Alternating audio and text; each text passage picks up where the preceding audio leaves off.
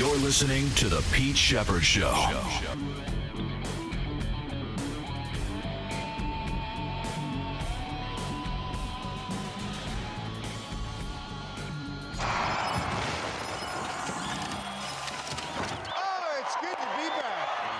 of the best hitters in the game right here. Swinging a line drive, base hit right field. Here comes the runner, Brave firing home. Here's the tag, and he got him. He hangs on. Out number 3. What are they doing? Lofton nailed at the plate. Take a look. Let me introduce you to William Abreu. Red Sox out of the inning. The Gold Glover, one hopper, out at home. Shazam! Lofton, idiot, running through a stop sign like that. Thank you very much. There goes that rally. Red Sox win. Red Sox win. Number 6 in a row. Good morning, everybody. Welcome to the Pete Sheppard Show on the Coastal Sports Digital Network. That's right. Coastal Sports Network. Coastal Sports Digital Network. Let's get it going. So much to talk about today.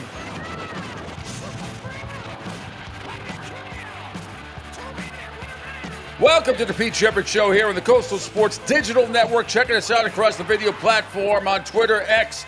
Following me at PShep326 across the Facebook pages as well on CSN. What is it now? CSN. Well, we'll get to that in a second. We had to change the name. Rumble, Kick, YouTube, LinkedIn, and you can call or text the show as always, 727-858-6650. Thanks, everybody, for checking out the show. Welcome. Lots to talk about today. Lots of baseball news. Get you up to date on all the standings. Red Sox continue to win. Yankees and Mets continue to suck. It is unbelievable how those two teams are in sync with losing right now, and that pleases me. It's absolutely fantastic what's going on. A big mini comeback and then a rout by the Phillies last night. That game to me was never in doubt. They were down already 3-0. We'll get to all the highlights. Lots of NFL news. The Miami Dolphins are in the news again because those cuts I told you from Tyreek Hill yesterday, we're going to revisit some of them. Well, Charlie Brown, a.k.a. Mike McDaniel, addresses them. Colin Cowherd yesterday on FS1 went off on a 3.5-minute tirade on the Dolphins. The only reason I'm playing it, I'll be totally honest, is because he agrees with me. I think he's been listening to me. If he had an opposite stance, I wouldn't play it. but it's just blatantly obvious how screwed up the Miami Dolphins organization is, and those comments did not. I don't know. You're gonna hear Mike McDaniel's response to them, and it's not really. It's so Charlie Brown wishy-washy. Nothing's gonna come of it. The Cleveland Browns signed another quarterback because everybody else is hurt, including Shedeur Sanders, who's technically 4th now on the depth chart. He hasn't been practicing with arm soreness. So we'll get to that. They signed Huntley yesterday. Oh, God. So everybody's hurt for the Browns at quarterback. Poor Coach Stefanski. The AP college football poll is out. We will go through that. My boys come in at number 10. We'll do some more college football talk today in the 8:35. Robbie Listella is going to join us at 8:35. Covers FAU, the Owls, and they have an interesting team. I counted 37 new players on that football team. Went through the roster today. 37 transfer players, including the quarterback out of Western Kentucky. But we'll get to Robbie's great reporter. Been covering FAU for a long time. Good kid. Glad to have him on. And Bill Burt before that at 8:05 down at Patriots camp will join me today. We'll talk Patriots and the NFL and some Red Sox. Also, the Red Sox continue. Got a lot of great video today. A lot of great audio for you right here on the Pete Sheppard Show on the Coastal Sports Digital Network. And with that, we say good morning to the one and only Angel Martinez, who's responsible for putting all of this stuff together, staying up to the wee hours of the morning to get everything tip-top shape. Good morning, Angel. How are you? Oh, you're not ready? So here he comes, walking down the street. I never liked I like the songs. I don't like I never liked the show. No? No, not my. I didn't like how they used to speed it up. No, I don't know. It wasn't my thing. Yeah. Some No, good music, but I didn't like. it was good music. That's for sure. No, good morning, everyone. Thank you all for tuning in. And yes, there's been a change here. It's been coming for a little bit only because to make things easier, simplistic for some folks, as some like to say, when you have what would be the Coastal Sports Network and then Sports Radio 102.9, people used to say, we're going to find you in the dial. So to make it super simple for everyone, rebrand it, and now we are the Coastal Sports Digital Network, which works out a lot better because we are 100% digital. I've been saying that for the last couple of years, as that's the way I've started when the network started about 5 years ago. So new name, same faces, same shows, so that doesn't change. And on the app, it will change. So for those who do have it, because yes, you have to update graphics and all kinds of stuff, that'll be slowly rolling out within the next 2 weeks or so. So you guys will be able to re-download the app, and some of it might just update. So for some folks, if it updates and you guys don't see anymore or whatever, I'll put the links up on the website so you guys can see it. And a lot of this you had to do because of our friends in Myrtle Beach, right? Coastal Carolina, Coastal Carolina, fine institution of higher learning, great baseball there. Occasional decent football as well. But that's why we had to do all this. Yeah. So it was because of that. Because what I would have loved was the Coastal Sports Radio Network, but I don't like to infringe upon anyone. And they don't use it like all the time. But at the same time, too, I want to make sure the schools get recognized the way they should. Therefore, we all live in this great digital spectrum all together. So that's that. And then coming up, I think it sounds sexier. I think Coastal Sports Digital Network sounds that's kind of hot. Yeah, well, I try. What I did make kind of mix the both worlds. The logo obviously originally still stays the one from sports radio. Obviously the name, and then the background goes to that. I don't know. I guess you called it Carolina blue, Tar Heel blue, whatever it is, but that's up there now. So, and then some of the things here will change in the studio, but everything's been updated so you guys can follow us. Super simple everywhere. At CSDNFL, at CSDNFL.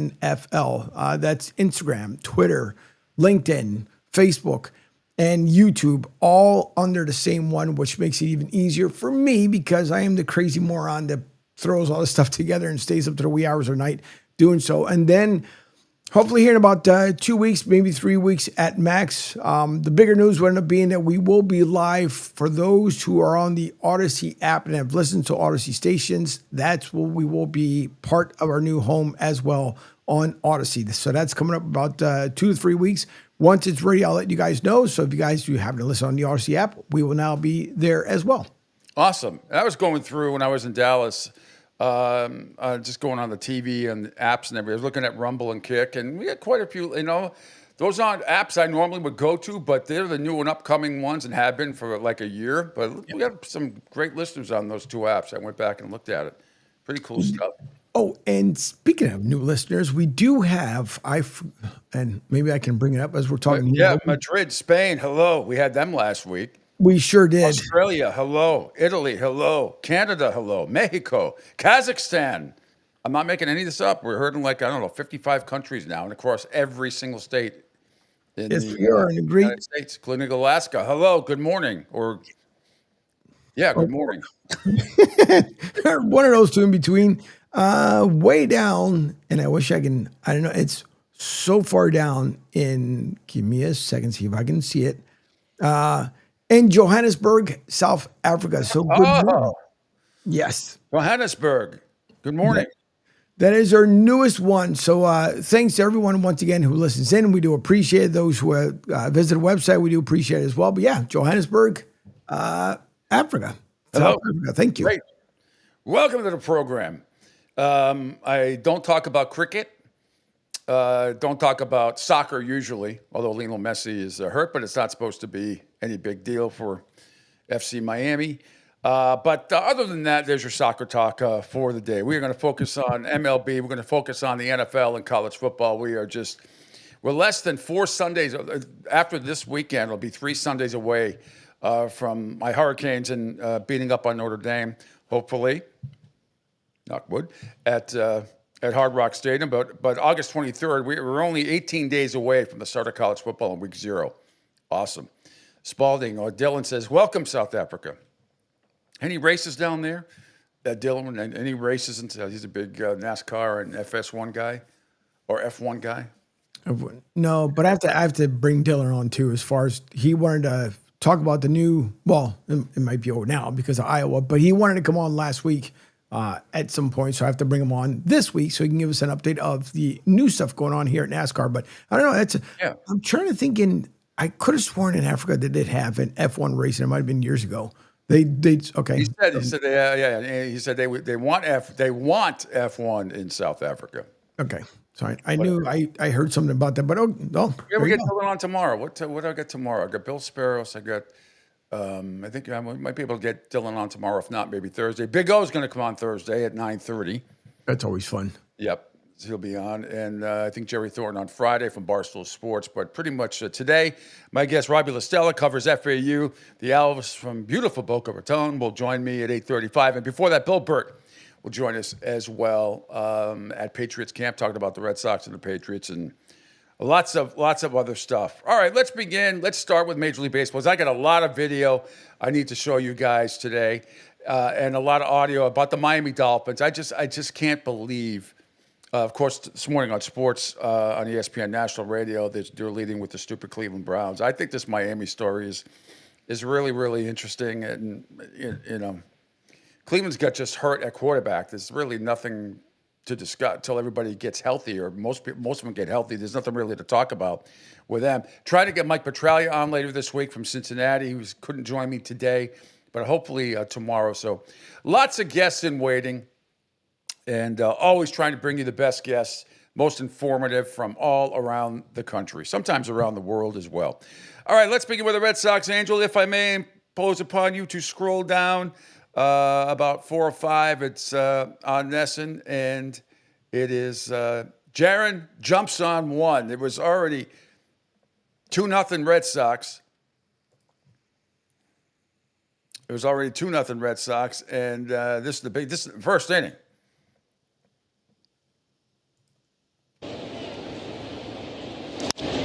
High fly, dead away center field. Isbell turning. She's gone. Jaron Duran crushing one to center. And the Red Sox blow up early. Right away. 5-0. His 12th of the season. Forget about that 1 run. Give me 3. Nothing better than a 3-run homer. Maybe a grand slam, but 109 off the bat, 419. Mentioned Duran, what he did in July. Looked a lot like that guy that we saw last year. That little cutter right on the barrel. He knew it. That one took flight. Man, the ball's absolutely smoked dead center.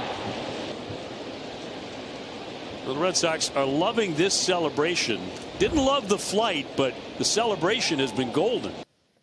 Yeah, they were still talking about it last night on the broadcast on Nesson a little bit. Dave O'Brien and Lou Merloni with the call last night. So that made it 5-0 at the time. Red Sox are up big, but then the Royals staged a little bit of comeback, got a couple of home runs, and it could have been the bases loaded with 2 outs, but you heard this at the beginning. It's right under the show. This was a huge play in this game late. And the Gold Glover, Wilyer Abreu, guns down Lofton at the plate. This was great. Ended the rally. I don't know what Lofton was thinking running through the stop sign here, but here it is. They're one of the best hitters in the game right here. Swinging a line drive, base hit right field. Here comes the run. Abreu firing home. Here's the tag, and he got him. He hangs on. Out number 3. What are they doing? Lofton nailed at the plate. Take a look. I mean, let me introduce you to Wilyer Abreu. Gold Glove. Red Sox out of the inning. The Gold Glover, 1 hopper, out at home. Not the Kansas City Royals, but the crew chief elected to review the play at home plate to see if it was obstruction by the catcher, Conawong. They said no. Well, he's set up where he needs to be, in fair territory in front of the plate. You cannot straddle the foul line to receive the baseball, but if the throw takes you into that area, you got to be able to go and catch it. There's also that rule of the runner would clearly be out regardless of the positioning. He's clearly out once he catches it, but the ball took him into that territory where they would try to challenge it, and why not challenge it, or at least review it? That's a tough play for Wong to hang on right there. Let me tell you. Yep. The big man coming in, and he grabbed his ribs afterwards. But the Red Sox went 8-5. They're 6th in a row. They're absolutely almost unbeatable right now at Fenway. They're 13-1 in their last 14. And they got their ace on the mound today, Garrett Crochet, 12-4 on the year, the 2.23 ERA. And rookie right-hander Ryan Bergert, who just came over from the San Diego Padres in a deal. Why the Padres let this guy go is beyond me. He's pitched like 34 innings. He 1-0 with a 2.78 ERA. But the Red Sox, with their ace on the mound, go for 7 straight. And after the game, Angel, let's get some reaction from some of my boys here. Let's start with right under, scroll right down, and Alex Cora talks about the great defensive outfield that is the Red Sox that they have. Here we go. Did a good job. Wasn't great, but he can do that now. 6 innings, 1 run, give us a chance to win, make pitches when he needed to. Well, that was on Bayo, but that's a tough lineup because they put the ball in play. The bottom part of the lineup, they do a good job fouling off pitches and all that, but he stayed calm and made pitches and give us a chance. What should you like with Jaron and Willie kind of did yesterday? Yeah, Willie found out like 2 minutes before the game that he was going to play, so just went out there and did a good job. The walk, right away, put some good swings. Obviously, the defense, that was a huge play in the 8th. Overall, a great game, and Jaron stayed on a breaking ball in that first at bat and didn't miss it. So I do believe our lefties can hit lefties. It just happens that we got some righties that they mash lefties, and we have to play our best lineup out there, and we've been doing that. What's going on with Roman? Tight back. So, think you'll play tomorrow? No, I'll stay away from him tomorrow. Yeah. all right, Angel, that's good right there. That's good right there. He's talking about Roman Anthony, and as long as he just brought it up, right underneath that, Roman Anthony was a late scratch at 6:50 last night, had some back tightness. He was scheduled to start in right field. But had some back, and now he updates everyone on the situation. His rookie Roman Anthony on his back tightness. When did you feel it? What happened? Sort of take us through coming out. Yeah. First of all, credit to Willie for having my back there and coming in and doing what he did. So I'll start off by saying that. But yeah, came out to the line. Everything felt normal all day, and felt something as I was stretching on the line, and just figured we'd be cautious with it, and just was super uncomfortable and relayed that quickly, and just decided we were going to shut it down. Had there been anything in recent days, anything leading up to this? No, it was super sudden. Alex, he would keep you out tomorrow, but you think you'll be fine by Wednesday? Yeah. Obviously, I'll get with the training staff and figure that out, but already definitely trending in the right direction, and feeling better than where it was at earlier. So, I'll get with them, like I said, and figure that out. A different vantage point tonight, but how much fun is it to watch the offense the way it's going? It's great. I think it was just another great night for the guys. They found a way there. Bayo was fantastic, and then the bullpen just found a way again. Found a way to get a great win there and start the series off right. Thank you. All right, and we'll keep it going here, Angel. Make it nice and simple for you. Right below that, again, thanks to Nesson for all of these video. And Brian Bayo, last night's winning pitcher, went 6 innings. Overall was pretty good. I've seen him be better, but 6 innings, giving up 1 run. I'll take that every day of the week and twice on Sunday. Talks about very proud to be a Dominican. Very important for him right now. Angel, I might need your translation universally. All right. Brian, 10 of the last 12 starts, you've gone 6 or more. And I know that's something you said early in the year you wanted to really try to make an emphasis to go 6+ innings. Tonight you had a battle, but you still go 6. How good does it feel to be able to go as deep into games as you have? Que 10 de las últimas 11 salidas has lanzado por lo menos 6 episodios, que al principio del año esa era una de las metas que tú tenías, y lo más adentro posible las salidas, que también que hoy por lo menos batallaste un poquito, pero que tú, lo igualito lo pudiste hacer, que también se siente cómo te está yendo. Nada, me siento muy contento conmigo mismo y muy bien y nada, creo que una de las partes que me ayudaba a llegar hasta el séptimo inning es la confianza que me da mi pitching coach, el manager y la confianza que tengo conmigo mismo también. Angel? Short term, he's happy, he's confident, and he's basically thrilled about where he stands. Okay. Like last night, by the way, at Fenway was Dominican Republic celebration night. They also had, I don't even know if they're from New England. What's that show, Island something? I don't know. They threw out the first pitch, a couple that was One Island Romance or whatever the fuck that stuff is. I have no idea. They threw out the first pitch last night. Let's continue with Mr. Bayo. I feel like it's a good stretch, and also I'm grateful and happy of the confidence that my pitching coach and my managers has given me to go deeper into the games. Really good plays by the outfield tonight. How good is that defense behind you? Qué buenas jugadas del outfield de la noche de hoy, que también se siente cuando tienes esa defensa atrás de ti. No, yo siempre le he dicho, nosotros tenemos una defensa muy sólida ahí atrás. Tenemos a Rafael Abreu y a Durán y no se diga el infield. Son muy bien y eso es uno de los puntos que más confianza me da para seguir tirando detrás y tratar de sacar los rolling y los fly para salir rápido los innings.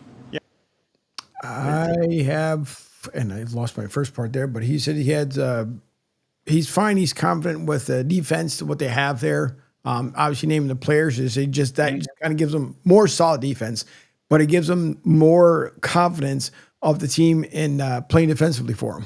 Okay. Yeah, no, very important. I always said that we have a very solid defense behind me. The outfield group with Rafaela, Abreu, Duran, they're amazing, and also the infield, they're very solid. They're great. So that gives me the confidence to throw strikes and try to get quick outs. Dominican Heritage Night. You're where? Actually, you know what? No, let's hear this because this is important. This was on Dominican Republic celebration night at Fenway. Go ahead. Okay. Wearing the shoes, honoring some of your fallen countrymen. What did it mean to you to be out there tonight? La noche dominicana aquí en Fenway, te pusiste los zapatos para honrar a la gente que se murió en esa tragedia. ¿Qué significa para ti una noche como hoy? Nada, como dijo, es una noche muy especial para los dominicanos, para mí que yo soy dominicano siempre dándolo todo y poner mi país en adelante, y sí, estuve utilizando esos ganchos por lo que pasó, que es algo muy triste. Yeah, no. Angel? Special for him to represent his country as he puts them first, and representing himself as a Dominican, as he should. And then all the Puerto Ricans in the world, they're all great. We're all good friends. I added that at the very end. All right, let me ask you on the translation part. Now, Brazil, they speak Portuguese, but in Spain, Puerto Rico, obviously, Dominican, Mexico, different dialects, though, right, Angel? I mean, Puerto Rican Spanish is different from Dominican. Is it a little? I mean, just slightly, right? There's slight variations, right? Yeah, there's slight variations because we all come from the Queen's Spanish, and so that's where we all derive from. But yes, it is. The dialect is it's different, and you have to be extremely careful, as you say, because things that are normal conversations for us, for everyone else, it could be slightly off. So you got to be careful what you say. So you could unintentionally call somebody an asshole in Spanish, but not really mean it because of the way you say it. Yeah, well, just like for us, for example, a good example would be like Peruvians. For example, if we say bird or a pigeon to be correct, for them it's a penis. So when you say pigeon, it's penis to them. No, that's quite the difference. Yeah, and then for them, it's vice versa. So they have the purple grape juice. They call it crica. Now, for us, it's the woman's private part. So and so you got to be careful how you say it because it'll make you really scratch your head. It was like, did she really just offer me that? And then you come to understand, like, no, it's juice. It's not what you were thinking. So yeah, yep. Oh my God. That's always fun. And of course, in Italy, when my family, southern Italy is different than, Rome and then Bologna and up north. And of course, Sicilian is a little bit different dialect as well. But yeah, that's quite the disparity. You know what? We went to, many years ago, went to a Peruvian restaurant on the Keys. I love those. We had like these nuts for an appetizer that were baked and caramelized sort of type of thing. And we ended up buying a whole jar of it afterwards because they were so damn good. But I forget the name of it, what they're called, but delicious. They cook. I will say the Peruvians cook their asses off. Like there isn't a bad dish they make. You can go any restaurant as long as it's authentic. Yeah, Man, they make and their soups. Their soups are phenomenal. Awesome. All right, one more. Let's scroll down to Jaron Duran, and he says Fenway Park is a secret weapon for them. Oh, well, that's always a good thing. Here we go. All right, Jaron, 15 of the last 17 here at Fenway Park. This place has been electric. How much has it meant to have the fans as into this as they have been? Yeah, I mean, AC talks about all the time that when we're rolling, this place is another weapon for us. So it's just been awesome to see the fans get behind us and help us with this push. You got to go in early. The 5 runs in the first set the tone. That 3-run homer kind of put it over the edge early on. How good does that feel to bring this place to life like you did? Yeah, it feels good. I mean, they're a really good baseball team, and for us to jump on them like that a little early is always a good feeling. Tough catch. You're going out. You had to leap at the end. How much pride do you take in helping Bayo get out, helping a pitcher get out of an inning and go deeper into the game? Yeah, I mean, I'm always trying to make a play for my pitchers, I mean, that's an important thing, and I feel like we've been playing a lot of good defense lately, and it shows. Our pitchers are able to go longer when we get their back like that, so it's always a fun thing to get their back. There were a lot of people cheering after 6 o'clock last Thursday night when you were still part of this team. What do you say to those fans who have been by your side throughout all of this? I'm just thankful. I mean, I didn't really take it into consideration. I mean, I tried not to stress about it, but for everybody that was behind me, I'm thankful. And as much as they love me, I love them back. The feeling this place has been building to, what does that make you think about as you look ahead to August and September and what can be here at Fenway? Yeah, I mean, it's getting pretty loud, and we're not even in the playoff baseball yet, and I'm getting butterflies seeing how loud it gets, so it's exciting stuff. I mean, I think we just got to keep our heads down and keep working because I feel like that's what we've been doing all year, and it's showing. Thanks, Sharon. Appreciate it. Thank you. All right, Jaron Duran had a big 3-run bomb in the first inning yesterday. The Red Sox went on to sort of cruise to an 8-5 win. All right, the Yankees, all cocky and smart and everything else, and their announcers really stuck their foots in their mouths at one point. But anyway, let's go back earlier in the game. Top of the 4th inning. Stanton absolutely hammers that to center field. It has the height, and it is gone. A laser from Giancarlo Stanton. And the Yankees take the lead back. Goodness gracious. Okay. Meanwhile, so it's 5-4 Yankees, top of the 4th. All right, let's head to the bottom of the 9th inning. The announcers, I forget who they were doing on Yes Network. It wasn't Michael Kay. I forget who was doing it. But I heard, I'm just going to play the home run cut. But they were making fun of Jock Peterson, who's not the most in shape person in baseball. He's a tad portly, with a hint of a tiny little beer belly, okay? And they were ripping him like you cannot believe until they weren't. Sports out. Hit in the air to right field and deep, and this game is tied. Devin Williams serves it up, and Jock Peterson slams it out. That's what you get.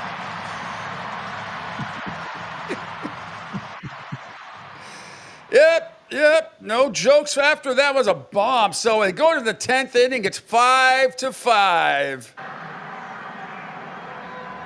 1-1. And there's a swing and a fly ball deep out to left. That one is gone! Josh Young did it! Who do you want to pitch to? Well, you pick your poison, and Josh Young makes him pay. A game-winning 3-run shot in the 10th, and the Rangers take the opener from the Yankees. Oh, that's a thing of beauty. Yes. 2.5 game lead now for the Red Sox in the wild card race. I knew the Yankees are reeling, and they've been terrible on the road as well. Toronto, remember I said yesterday they're going to be about 15 runs scored in this game. I was wrong. There were 16. Toronto scored 15 of them, though. They just clobbered Colorado 15-1. Here's one highlight. Bo Bichette. How is this slider breaking? High drive by Bo Bichette, deep left field. Beck runs out of room. See you later again. Second homer of the inning for the Blue Jays. Another Bichette home run in Denver, and it's 9-0 Toronto. Of course, his dad played there back in the day. Here's more from Bichette. And now Bo Bichette rips one. Center field and deep. Going back Doyle at the wall. It is out of here. Quite the night for Bo Bichette. 15-1. The Blue Jays get back on track. Red Sox still 3 games behind the Blue Jays for the American League East lead. Tampa Bay, they are reeling.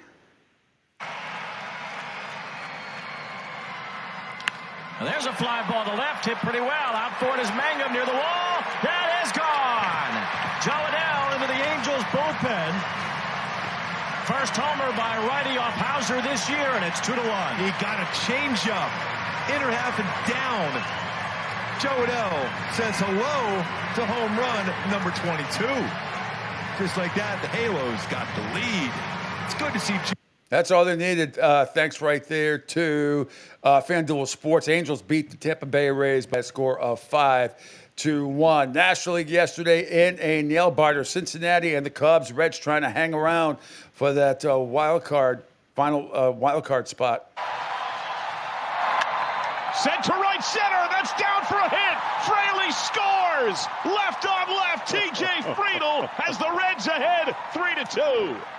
Kinky, left on left. Yes, 3-2. That's a final. It was the 7th inning. Thanks to FanDuel Cincinnati. Cincinnati hangs on, beat the Cubs by a score of 3-2. Miami, the Marlins, in case you haven't paid attention, this team has been red hot. They've won 6 straight series. They just swept the Yankees in a 3-game series for the first time. But Houston, after being humiliated by the Red Sox in 3 at Fenway, over Friday, Saturday, and Sunday, they came out with a vengeance last night against the Miami Marlins. In a concourse, looking for dinner before the game. That ball into the right center field, dropping, coming on the right fielder. Myers with a diving attempt, and it pops out of his glove. Astros get another run. Cam Smith will end up with an RBI, number 46 on the year. Diving attempt by Dane Myers. All right, Houston hangs on. Well, they didn't hang on. They were up the whole game. They won 8-2 over Miami. Detroit trying to maintain their lead in the American League Central. Damage done. Please alert NASA. 2-run shot. An epic 5-3 lead.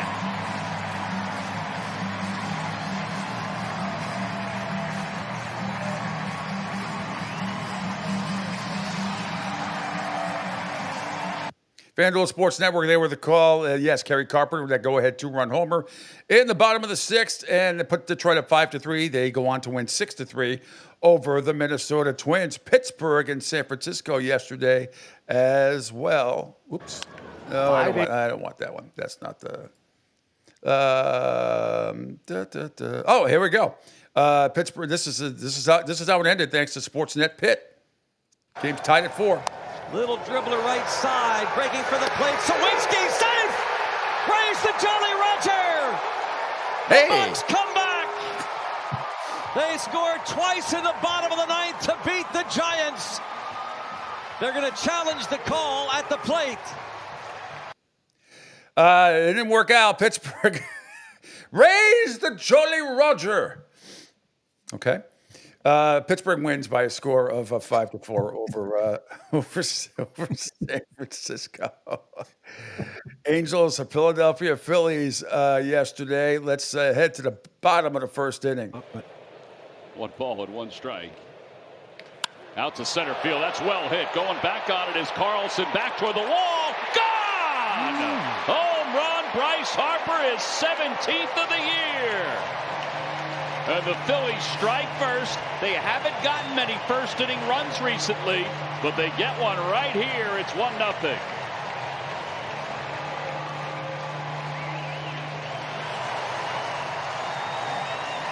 NBC Sports Philly with the call there, so it's 1-0 Philadelphia. However, Baltimore came back at the top of the second inning. Couple of pounds. Yeah, they said he might have been a little bit dehydrated. Whoa, that ball is dehydrated. On its way to deep left field, and Tyler O'Neill feels just fine. An absolute tank against Luzardo, and the Orioles jump in front in the second. Well, dehydrate that, huh? My goodness. Look, Luzardo doesn't give up many home runs. That's only his 11th long ball of the year in 121 innings pitched that he has pitched to this point. And that was an impressive week, folks. That's going up top shelf, 97 miles an hour, and I mean quickly changing the score. All right, put the Orioles up thanks to MASN, Mid-Atlantic Sports Network, right there for the call. Tyler O'Neill seems to hit a home run every single game. It seems that way. Put the Orioles up 2-1. They would get another homer from Jordan Westburg in the third, put him up 3-1. But here comes the Schwarber man. He was, I'd say, he had a pretty good night last night. And a high fly ball and deep right field. God. That's Ryan territory. Oh, my. Into the third deck. Spectacular. And we are tied up at 3.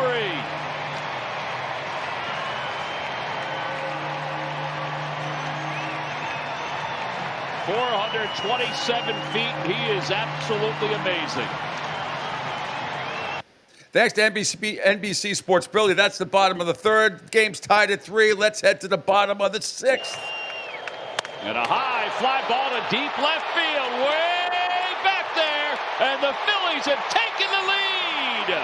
The first hit in a Phillies uniform for Harrison Bader is a home run. It's 6-3 Phils. Welcome to Philadelphia. But if you're Rob Thompson, you got to have a feel. NBC Sports Philly with the call, so it's 6-3 Philadelphia. But just in case he needed more, here comes Kyle Schwarber again in the bottom of the 6th inning. And a high fly ball out to right field. Does he have it again? He does! Grand slam, Kyle Schwarber!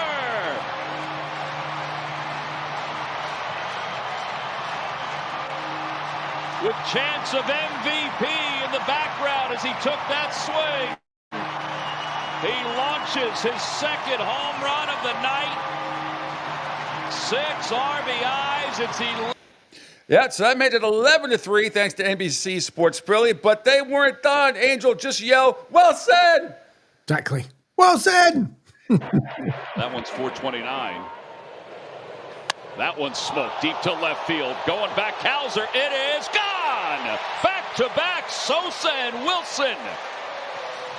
And the Phillies go yard again. 13-3 Phils. It's like a home run derby contest. It really is. Hey, you know what's nice? Schwarber gets another AB. Yes. Meanwhile, and that was the final score, by the way, 13-3, Philadelphia pounding Baltimore 13-3. All right, a couple more here. Cleveland and the Mets in a nail biter, although you wouldn't have known it if you tuned in at one point. Hammer, deep left center field, going, gone. Gabby Arias with a big 3-run homer, and it's a 5-run 6 for the Guardians.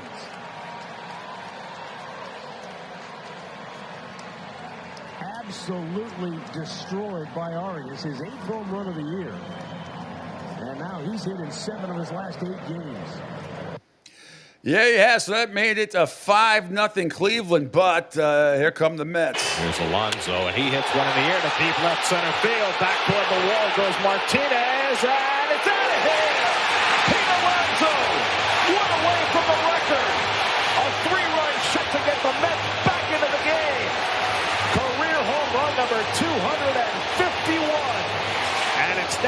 at the 3.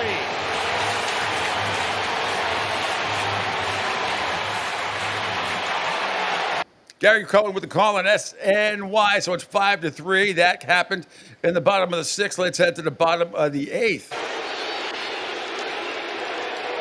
And Alonso gets a breaking ball, lines it off the glove of Arias, base hit. Lindor is in, Soto stops at second. Pete Alonso with his 4th RBI of the night, and the Mets pull within a run. It's 5-4. A 4-for-4, 4 RBI. All right, so it's 5-4, bottom of the 8th. Here come the Mets, right? Wrong. It's 5-5. Let's head to the 10th inning now. 5 bunts. He gets it down to third base. They go to second and Steven comes home with a go-ahead run. Ramirez to third. Fry all the way into second base. Fry. Oh, how do you like them apples? Fry. The Guardians lead it 6-5, and now they've got it set up to add on in the 10th. As Beatty's throw was... All right, so that made it 6-5. The Mets end up, and they don't have this other cut here, but Cleveland ends up winning. Mets score a run. Cleveland got another run, but Cleveland ends up winning the game 7-6. In 10 innings, the Mets are in trouble. Milwaukee beat Atlanta 3-1. Arizona over San Diego 6-2, and St. Louis and the Dodgers in dramatic fashion. This one ended, well, kind of. Line into right, it's a base hit. Pozo comes through again. Nootbaar streaks to third, and the Cardinals are back in front with a fist pump from Joel Pozo. All right, that was ended up being the final game-winning hit there at Chavez Ravine. St. Louis nips the Dodgers by a score of 3-2.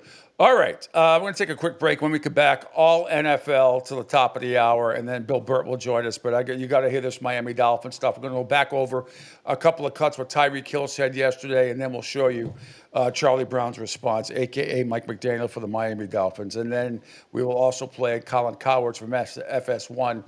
He goes on. He basically repeats what I've been saying, but I always like when other people back up what I've been saying for the last couple of months. So we'll play it. Phil Castanetti, Sports World in Saugus, Mass. is New England's place to buy or sell the finest in sports memorabilia. For over 35 years, Sports World has offered the finest in sports collectibles, and they got a new one coming in. Steve Carlson, you might know him from Slapshot, the movies. That's right, one of the Hanson brothers. He'll be appearing at Sports World Sunday, August 10th from 1 to 3 p.m. Steve Carlson from the movie Slapshot, one of the Hanson brothers. He's going to be there at Sports World at 184 Broadway in Saugus on Sunday, August 10th from 1 to 3 p.m. You can call 781-233-7222 for more information. 781-233-7222 for more information. Sports World in Saugus. Be there. Also want to tell you that for the best articles and audio, there's only one source that provides everything you need. That's 365 days a year to satisfy your sports crave. It's Total Sports Prep. Our staff combs through the best articles and audio so you don't have to. Sports and non-sports kicker stories will leave you laughing all day long. To get your free trial of Total Sports Prep, contact them. info@sportsbroadcastingcoach.com. See it right there on the screen. info@sportsbroadcastingcoach.com. Total Sports Prep, the name says it all. We make fun of the Miami Dolphins next, right here on the Pete Sheppard Show on the Coastal Sports Network.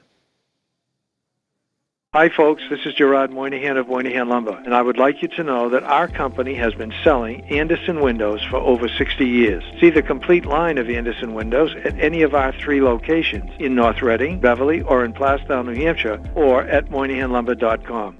Hey everybody, it's Pete Sheppard from the Coastal Sports Network. Want to tell you about my good friend Lou DiMuzio and his company. Lou is the president and founder of Ace Technology Advisors. They're big-time tech specialists. At ATA, they're able to craft, implement, and manage the best and most appropriate solution for your business. They leverage their industry-leading experience and their portfolio of technology partners to improve your best practices and infrastructure. So you can get a hold of them at 888-599-4223.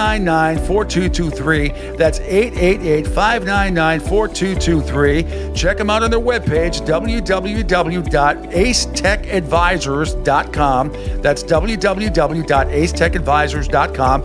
Or you can email them sales@acetechadvisors.com. Check out my friend Lou DiMuzio and Ace Technology Advisors. Right now, our country feels divided, but there's a place where people are coming together. I gotta tell you, I was nervous to talk to someone so different than me. Me too, but I'm glad we are. Love Has No Labels and One Small Step are helping people with different political views, beliefs, and life experiences come together through conversation, and it feels good. Wow, your story is so... Interesting? Yeah. When people actually sit down, talk, and listen to one another, they can break down boundaries and connect as human beings. At lovehasnolabels.com/onesmallstep, you can listen to amazing, life-changing conversations and find simple tools to start a conversation of your own. I know one thing. This conversation gives me hope. It gives me a lot of hope, too. Take a step toward bringing our country and your community together by having the courage to start a conversation at lovehasnolabels.com/onesmallstep. A message from StoryCorps, Love Has No Labels, and the Ad Council. People do some pretty cool things in their 40s and 50s. Why should saving for retirement be any different? I mean, they go back to college, learn new instruments, start skateboarding. Whoa!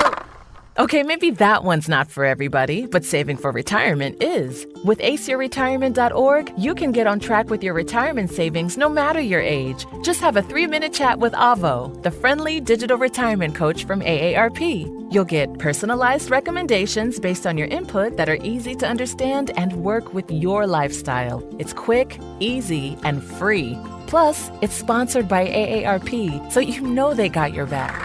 Woohoo! Gnarly move, Dad. Thanks, sweetie. So wherever you are in your retirement savings journey, head to aceyourretirement.org and start chatting with Avo today. That's aceyourretirement.org. A message from AARP and the Ad Council. Adopt US Kids presents What to Expect When You're Expecting. A teenager. Learning the lingo. Today I'm going to help parents translate teen slang. Now, when a teen says something is on fleek, it's exactly like saying, that's rad. It simply means that something is awesome or cool. Another one is totes. It's exactly like saying, totally, just shorter. As in, I totes love going to the mall with Becca. Another word you might hear is jelly. Jelly is a shorter, better way to say jealous. As in, Chloe, I am like so jelly of your unicorn phone case. You don't have to speak teen to be a perfect parent. Thousands of teens in foster care will think you're, rad, just the same. To learn more, visit adoptuskids.org. A public service announcement brought to you by the U.S. Department of Health and Human Services, Adopt U.S. Kids, and the Ad Council. This is the story of a very special woman. In a matter of seconds, she turned herself into a great mathematician or an entrepreneur. Her knowledge was limitless and still is. She could also make monsters disappear, especially those that lurked in the shadows under the bed.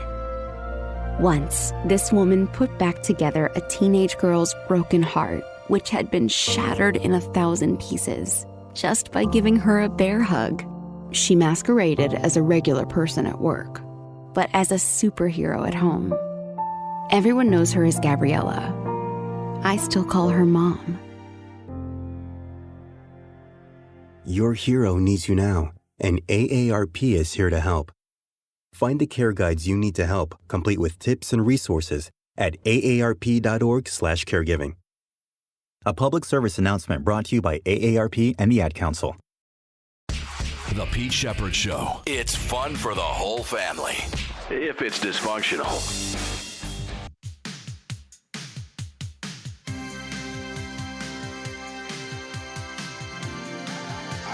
I think, two comments were needed, you know what I'm saying? I mean, he's obviously the leader of our team, so he sets the standard, so I'm just trying to be the best teammate, best version of myself for this team I can be, man, every day, showing up to meetings, coming out here every day, resting my tail in practice. I think it's important, man, so if you want to be able to leave a legacy, you got to be able to, consistently do those kind of things. Coach Tyreek Hill there talking about his legacy and all that bullshit and crap. And it's time for crap all over the Miami Dolphins as they continue to dig themselves an even bigger and bigger hole, I think, to last place. And every time I hear Tyreek Hill or then Mike McDaniel speak, I take away one more win. So I got him at 5 now. I got him at 5 wins this year, maybe 5. So we're going to get to, I'm just going to replay some of these cuts from Tyreek Hill because Charlie Brown addressed him yesterday. Let's see. Here is Tyreek Hill. You'll get the gist. Tyreek, for the longest time now, you were coming out after everybody. Is that because you're stretching inside or what's going on there? No, I was just trying to see what I was talking about on Twitter before I came out. That's a serious answer, though. Was this last year? Yeah, that's a serious answer there. What? Did you want me to say more? You want me to expound on that? That's all I got to say. I just wanted to see what you guys were posting before I came out. That is pathetic. Yep. He's serious. All right, there's more.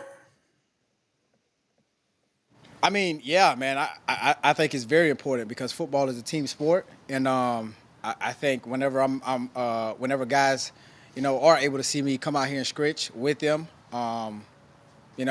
it just keeps the engine rolling, with the whole team. So it is important. The one day I did miss, though, I was just dropping the kids off to the pool. So, I mean, besides that, I'm out here every day, dog. Yeah, I guess it was late for practice, not because he was pooping. I mean, it's just, did you see how nobody laughed at his joke? Yep. You get a couple of reports. Here's one more from him. I wanted to ask you about the reputation of this team being a finesse team and the short yardage issues, the running game issues last year. How do you change that identity? Take Devon out on third down. What? You want him? That's my honest opinion. If it's third and short, he's not a power back. I be telling him that in the locker room, but he a power back.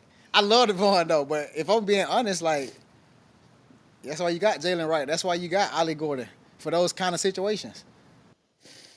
Yeah, way to go, Coach Tyreek Hill. I'm sure that's going to go over. And he also talked about short yardage situations yesterday as well. But anyway, the response, let's get to yesterday's PC presser in South Beach. And here is the response. Let's just start with his opening statement yesterday, Mike McDaniel. Oh, actually, you know what, Angel? I have this video. This is much more fun, even though it's a shorter video. So if we scroll down, and it is under all the Red Sox stuff. Yeah, not too far down, under Adam Schefter. It's good. The title is Doom and Gloom. There you go. Here is Charlie Brown, your head coach of the Miami Dolphins. This is I texted you this last night. Yep. You should stand corrected. Good morning. False. Great morning. Let's go. Why great? What makes this one great? Because we're another day closer to death. Okay, kind of symbolic of your head coaching career. I'll give you that. Yeah, it's close to death of your head coaching career with the Miami Dolphins. But the cuts I just played, and here's Charlie Brown's response to Coach Hill. I thought it was genius reporting by Tyreek, seeing how we had a short yardage period that very day that you guys.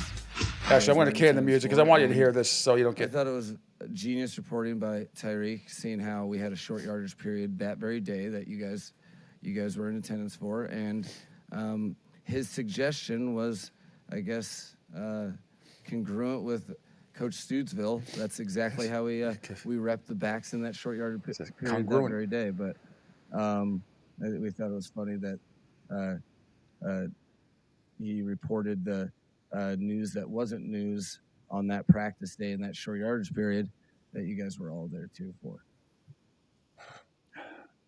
I just want to know. Reported the news that wasn't news.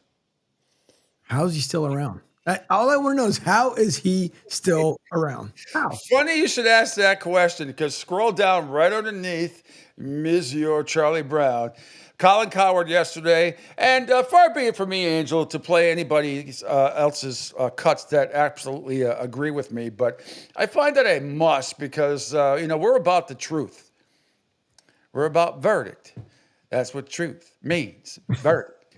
That's what's his name said in My Cousin Vinny. Yeah. That's verdict means truth. Comes from our little old ancestors in England. Anyway. How fucked up my head is. I just think of this shit. It's such a great movie, though. That's what verdict means. Truth. Anyway, Colin Cowherd goes after Mike McDaniel here. It's just interesting to me who the media covets favor to. Mm-hmm. Like, there are times that the media just decides, we like that guy. Yep. And we're going to defend that guy.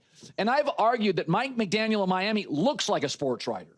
He's kind of snarky and quirky and they just decided, we like that guy. And Nick Sirianni's kind of obnoxious. He had a bad opening press conference. And I admit, I was like, this guy looks like he's over his skis. But I've come full circle on Sirianni. It works. Players like him. Matt Hasselbeck yells at me. He's good. McDaniel's been a funny guy because Miami is noisy. The Tyreek Hill situation. Is anybody do you think Belichick would put up with that? Belichick would have moved off that guy.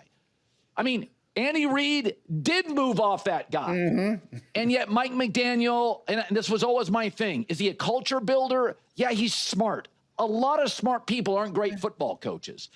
So I feel the Tyreek Hill situation a couple days ago, it's like, hey, you got to show up. You got to show up every day, be on time. And then he wasn't on time. And he's never really punished. And I just think the best coaches in this league set a certain standard. But nobody calls Mike McDaniel out. It's that he's got this incredible football acumen. Here's the thing. The 2 years before he got there, and the media did not like Brian Flores, because Brian Flores is disagreeable. He's rough. He's lousy at a press conference. He's an unbelievable coach. I think he's the best defensive coordinator in the league. Brian Flores of Minnesota. In fact, I was reading the other day, The Athletic ranked all the coaching staffs in the NFL. They put Minnesota number 1. I don't disagree. Mm-hmm. I think San Francisco is up there. The Rams are up there. But it's like, I didn't disagree with that. Flores is unbelievable. But he's not somebody that's going to curry favor with the people who cover him. He's rough on people. He's rough on players. McDaniel, I think Flores is a better coach than Mike McDaniel. Okay? 8 games into his Miami stay, Brian Flores had established elite special teams and elite defense. Mm-hmm. What am I, 3-4 years into Mike McDaniel? What are they? I looked it up this morning. The 2 years before he got there, Miami was 10-6 and 9-8. The last 3 years with Mike McDaniel, they're 28-23. They have a lower win percentage. I don't get it. But he's gotten such favorable press. There have been 14 different head coaches that have made the playoffs since he arrived in Miami. He's not one of them. And so I always feel this with Miami. So much of it is image instead of actual structure. What are the Dolphins? Do you like their line play? No, they got rid of Wilkins, and I don't like their offensive line. Do you like their drafting? It's very hit and miss. They've overpaid for wide receivers.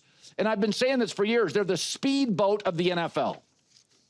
They're the convertible of the NFL. Speedboats and convertibles are not built to be driving around, even in Miami in January.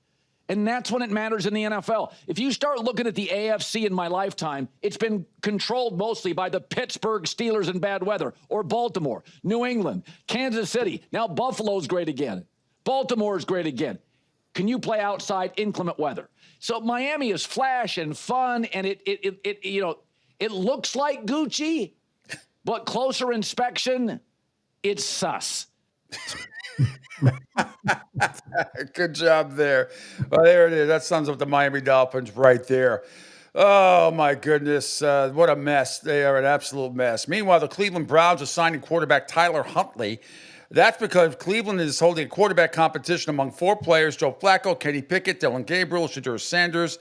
All but Flacco have recently been sidelined because of injuries. Pickett hasn't practiced fully since injuring a hammy on July 26th. Gabriel limited yesterday because of a hammy and tightness there. Shedeur Sanders' arm is hurting. He's got arm soreness. He returned, but he did return to full participation on Monday.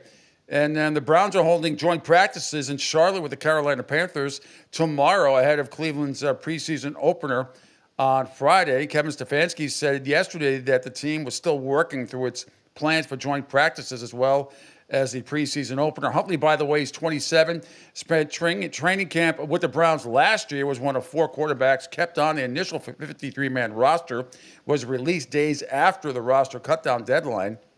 He signed with Miami last year. He went 2-3, you might remember, in 5 starts. And there's still Deshaun Watson that is there as well in that Mets. Meanwhile, speaking of Shedeur Sanders at Browns camp, says and why he doesn't want his dad, primetime Dion, to come to watch him yet. Because, I mean, like I look at it at my own point of view. Like,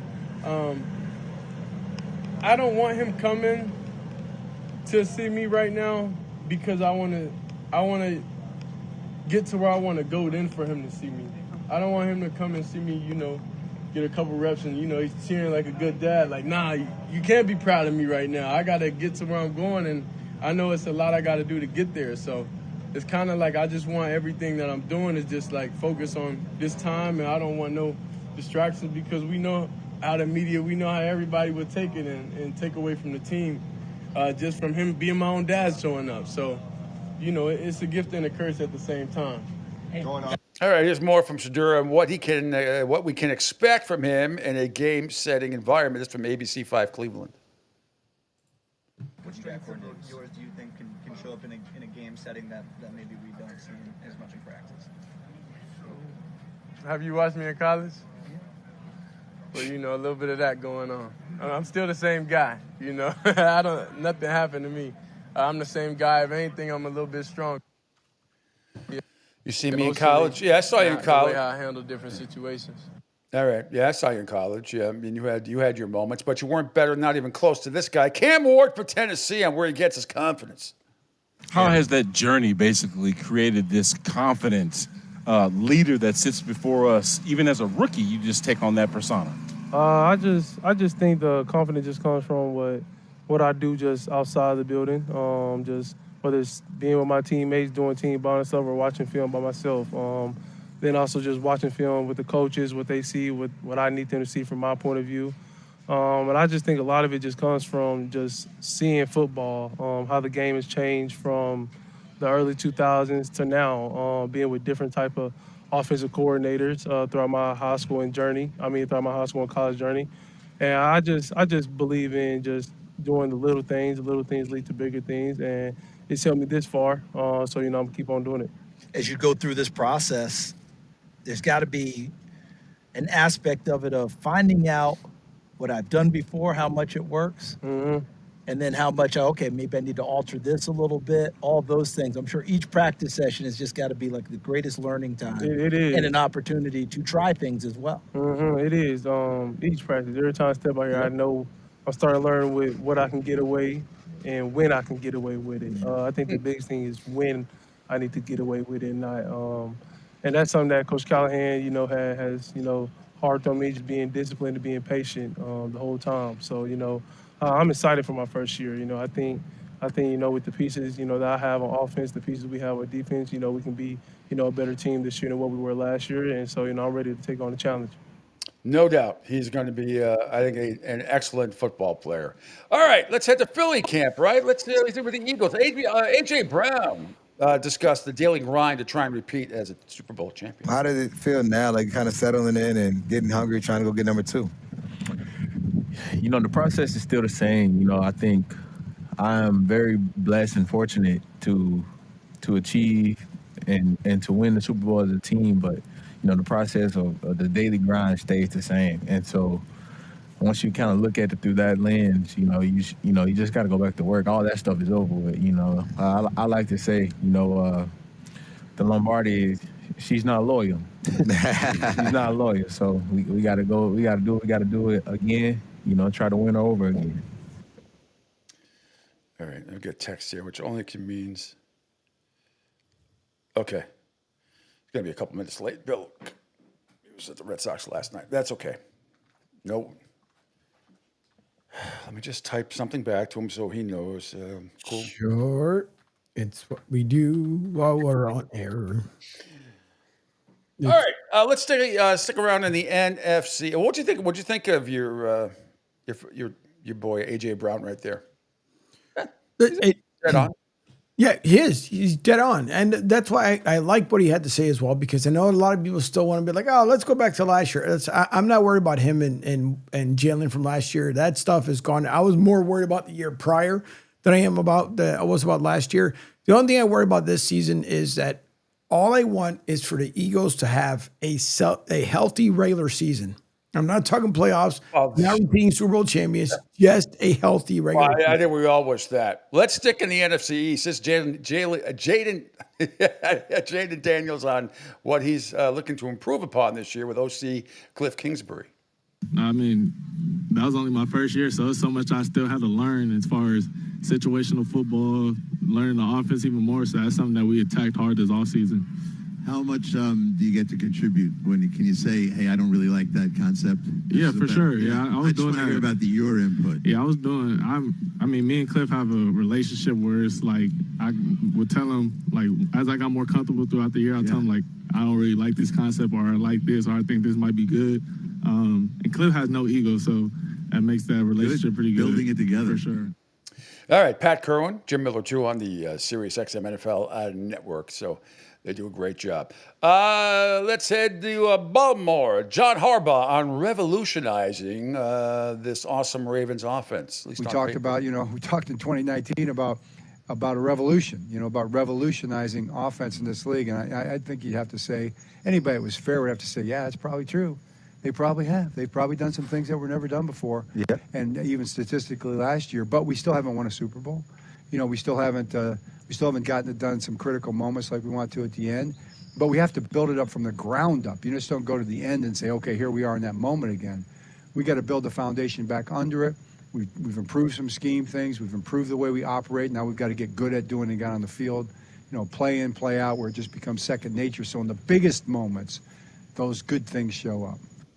All right, and let's head to Chicago now. Here's special teams coordinator Richard Hightower didn't mince his words talking about Ben Johnson on CSN. I've been fortunate. I know what a good coach looked like because I've been around all of them. So I can tell you for a fact, we got a damn good head coach here. A damn good head coach. I'm just telling you. I know what they look like. I've been around them. So, and it worked for Mike Shanahan, John Fox, Gary Kubiak, all Super Bowl winning or went to Super Bowl head coaches. So, yeah, I mean, you always, because he was on the opposing team, you always kind of knew who he was and things like that, but I had never worked with him. But I knew from afar when I watched some of his press conferences or some of that stuff, I was like, the guy's pretty sharp. But then when you work with him and you can see the attention to detail and how he meticulously looks at everything, no matter what it is, dives deep into things, all right, and has an eye. Real head coaches have an eye for things when they happen, all right, and they're able to anticipate stuff. And like, I'm just telling you, like I'm just telling you, and I ain't sit up here and talk about it forever. But you guys just watch. We got a good head coach. I've been around a lot of them. All right, damn good, special. Damn. Real good coach. Yeah, we'll see. We'll see what the Bears are like. Anyway, just like that, we welcome in our first guest this morning from the Eagle Tribune. It is Bill Burt, who's joining us after what? I can see him. Here on the Coastal Sports Digital Network now, man. It's Coastal Sports, not Coastal Sports Network anymore. It's Coastal Sports Digital Network because our friends in Myrtle Beach, Coastal Carolina University, we didn't want to screw with them. So, Angel, we just added in, we're the most awesome digital platform there is on all over the place. So, thanks for checking me out at PShep326 on X, on Rumble, on Kick, on CSN Digital Florida, on Twitter, on the Twitter pages, Rumble, Kick, YouTube, LinkedIn, and call or text the show 727-858-6650. Now, I can see Bill. I can see him. There he is. Whee! Were you covering the game last night, or were you a fan? Yes. Oh no, I was a fan. I was no, sorry, I was covering. Okay. But I am a fan of this team. Well, of course. How can you not be? This is I got to be honest, Pete. I expected this to be, and I saw this early back, probably even in May when the young guys started getting when they got called up. There was an energy, and we've talked about this before. There was something about the young guys, and the fans were more excited. I think they saw the future, and then they sort of, they had their stumbles. I think you wanted to fire Cora like 4 times. Yeah. Yeah. But they won those 10 games in a row, and everything changed. And there were, it was Chicago White Sox. It was whatever. Sweeping the Yankees on the road, right? I mean, right. But there were, I think there was 2 losing teams included. But there was Washington and Colorado, right? You saw something was coming, and it's here. And I am so impressed with this team. It's I yesterday went down for 2 reasons. I'm doing a story on Mike Yastrzemski, who got traded. Yes. Great kid, great family. They're from Andover. By the way, his side profile last night, they showed it on Nesson a couple of times. It looks like Carl when he was a rookie. I mean, listen, it's uncanny on certain profiles when you look at him. It's like, wow, that's Carl all over again. When you talk to him, same. He's got a lot of Carl. Yeah, and I don't want to say it's awkward, but they like doing their work in the field, and his grandson is exactly like Carl, but obviously he's got a little better feel probably for the media, but their love of baseball, because I did ask him, he's very family oriented, and I did say to him, how long are you going to do this for? You're 34. He goes, forever. What do you mean, how long?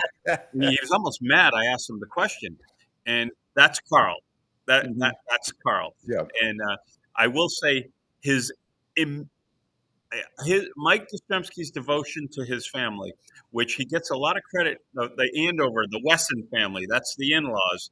They were great to Mike his whole life, helped bring him up.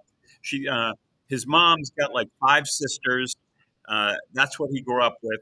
And Mike is a great dad, a great husband. And look, he's now got a new situation. And look, he's come through. He's played 3 games. He's come through every game for them. Yep. Got 2 more hits last night, scored a run.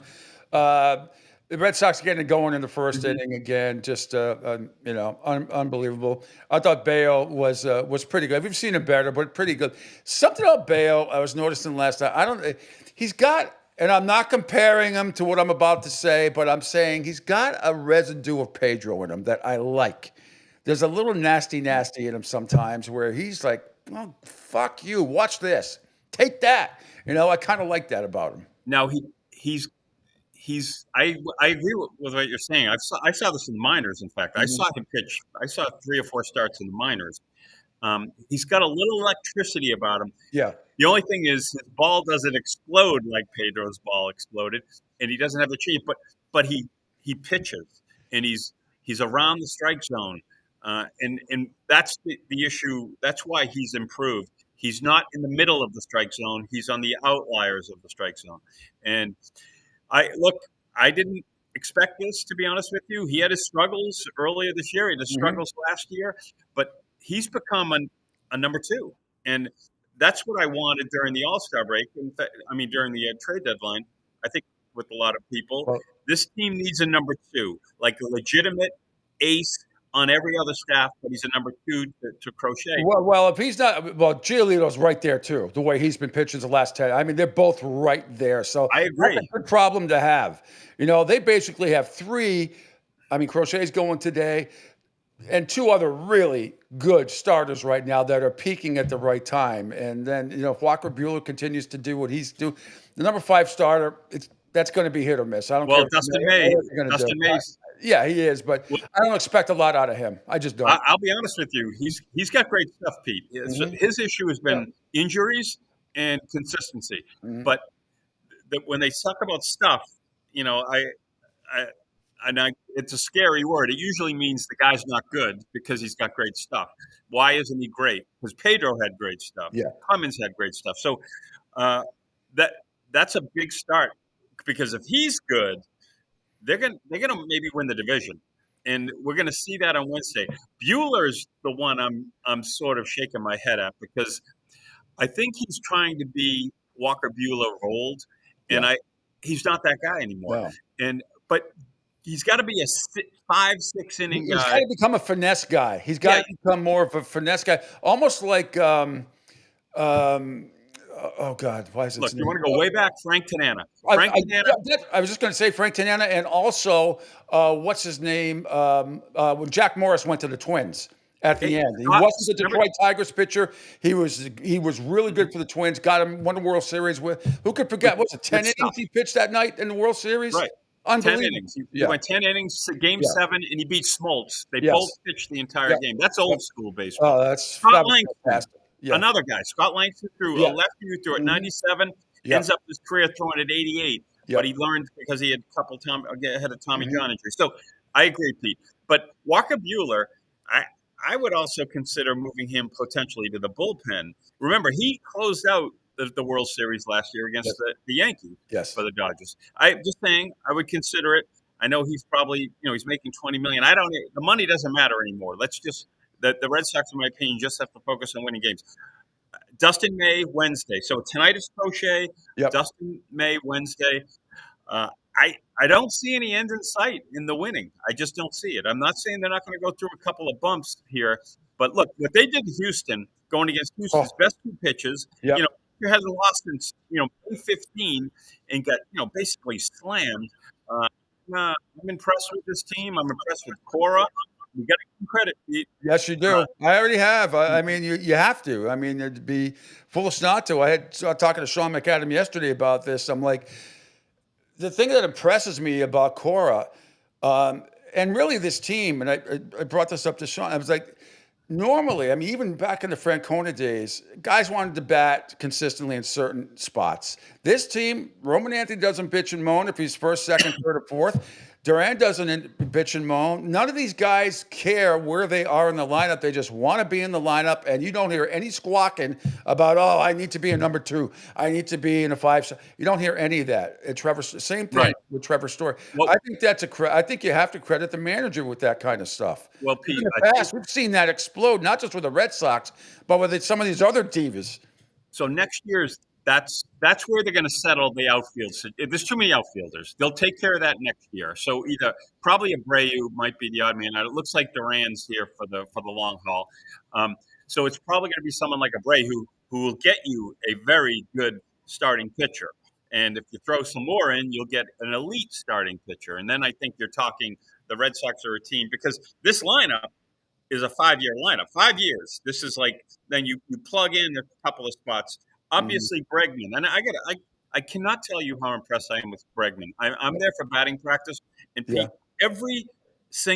he pulls every guy aside and is showing somebody something, and it's like, yesterday they were going off the hitting machine, and Yoshida was having problems. He pulls Yoshida aside and he's teaching him how to time it, and it's like, and he's got an interpreter.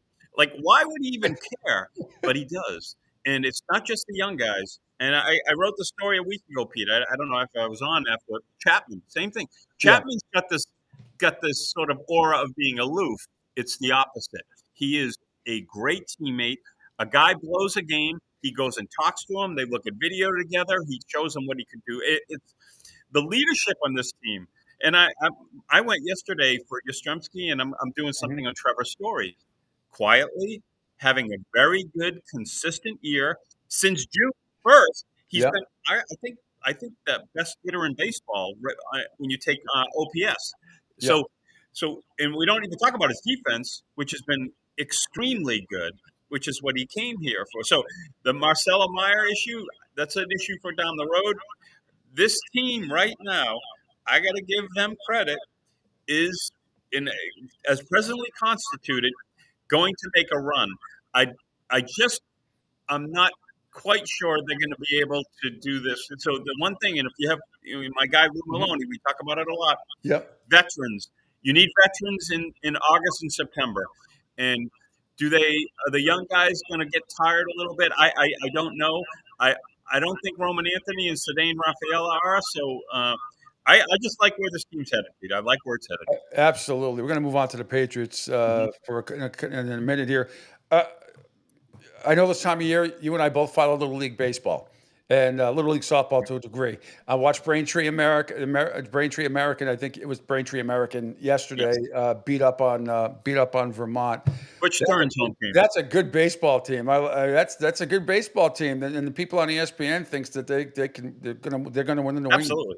Yeah. So they're playing the winner of Vermont and Bedford, New Hampshire. Yeah. Bedford, New Hampshire. Bedford's always good. Always so good. Bedford, New Hampshire is the sleeper town in New England. Yeah. They're just we don't cover them. We go up as far as Wyndham and Derry. They're always in it. They always win it. They always seem to be in Bristol, Connecticut for the regionals. Pete, they're in everything. They got the high school champion basketball teams, high school volleyball teams, soccer teams, tennis. A lot like Andover in our area, like very good youth sports. Bedford's really good. So, Pete, I think I've talked to you about this before. I've been to the Little League World Series 5 times as a fan. Once in 1988. In 1988, I covered the Andover team that went. Yeah. I am a big proponent of Williamsport. I couldn't be bigger. I said someday I'm going to take my son. I had a son, and I took him 5 straight years. My wife went too. It was a vacation. We went for 3 or 4 or 5 days.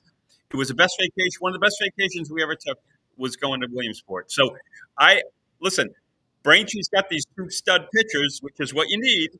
You need to get there. You need 2 6-footers to win in Williamsport, and they got it. So I'm hoping they win. They play Thursday night, Pete, I think, to go to the winner goes to Williamsport. You got to have that late birthday where you're actually 13 and can play. Well, the Italian kids, you need a 6-foot Italian with a beard. Yeah, he was awesome.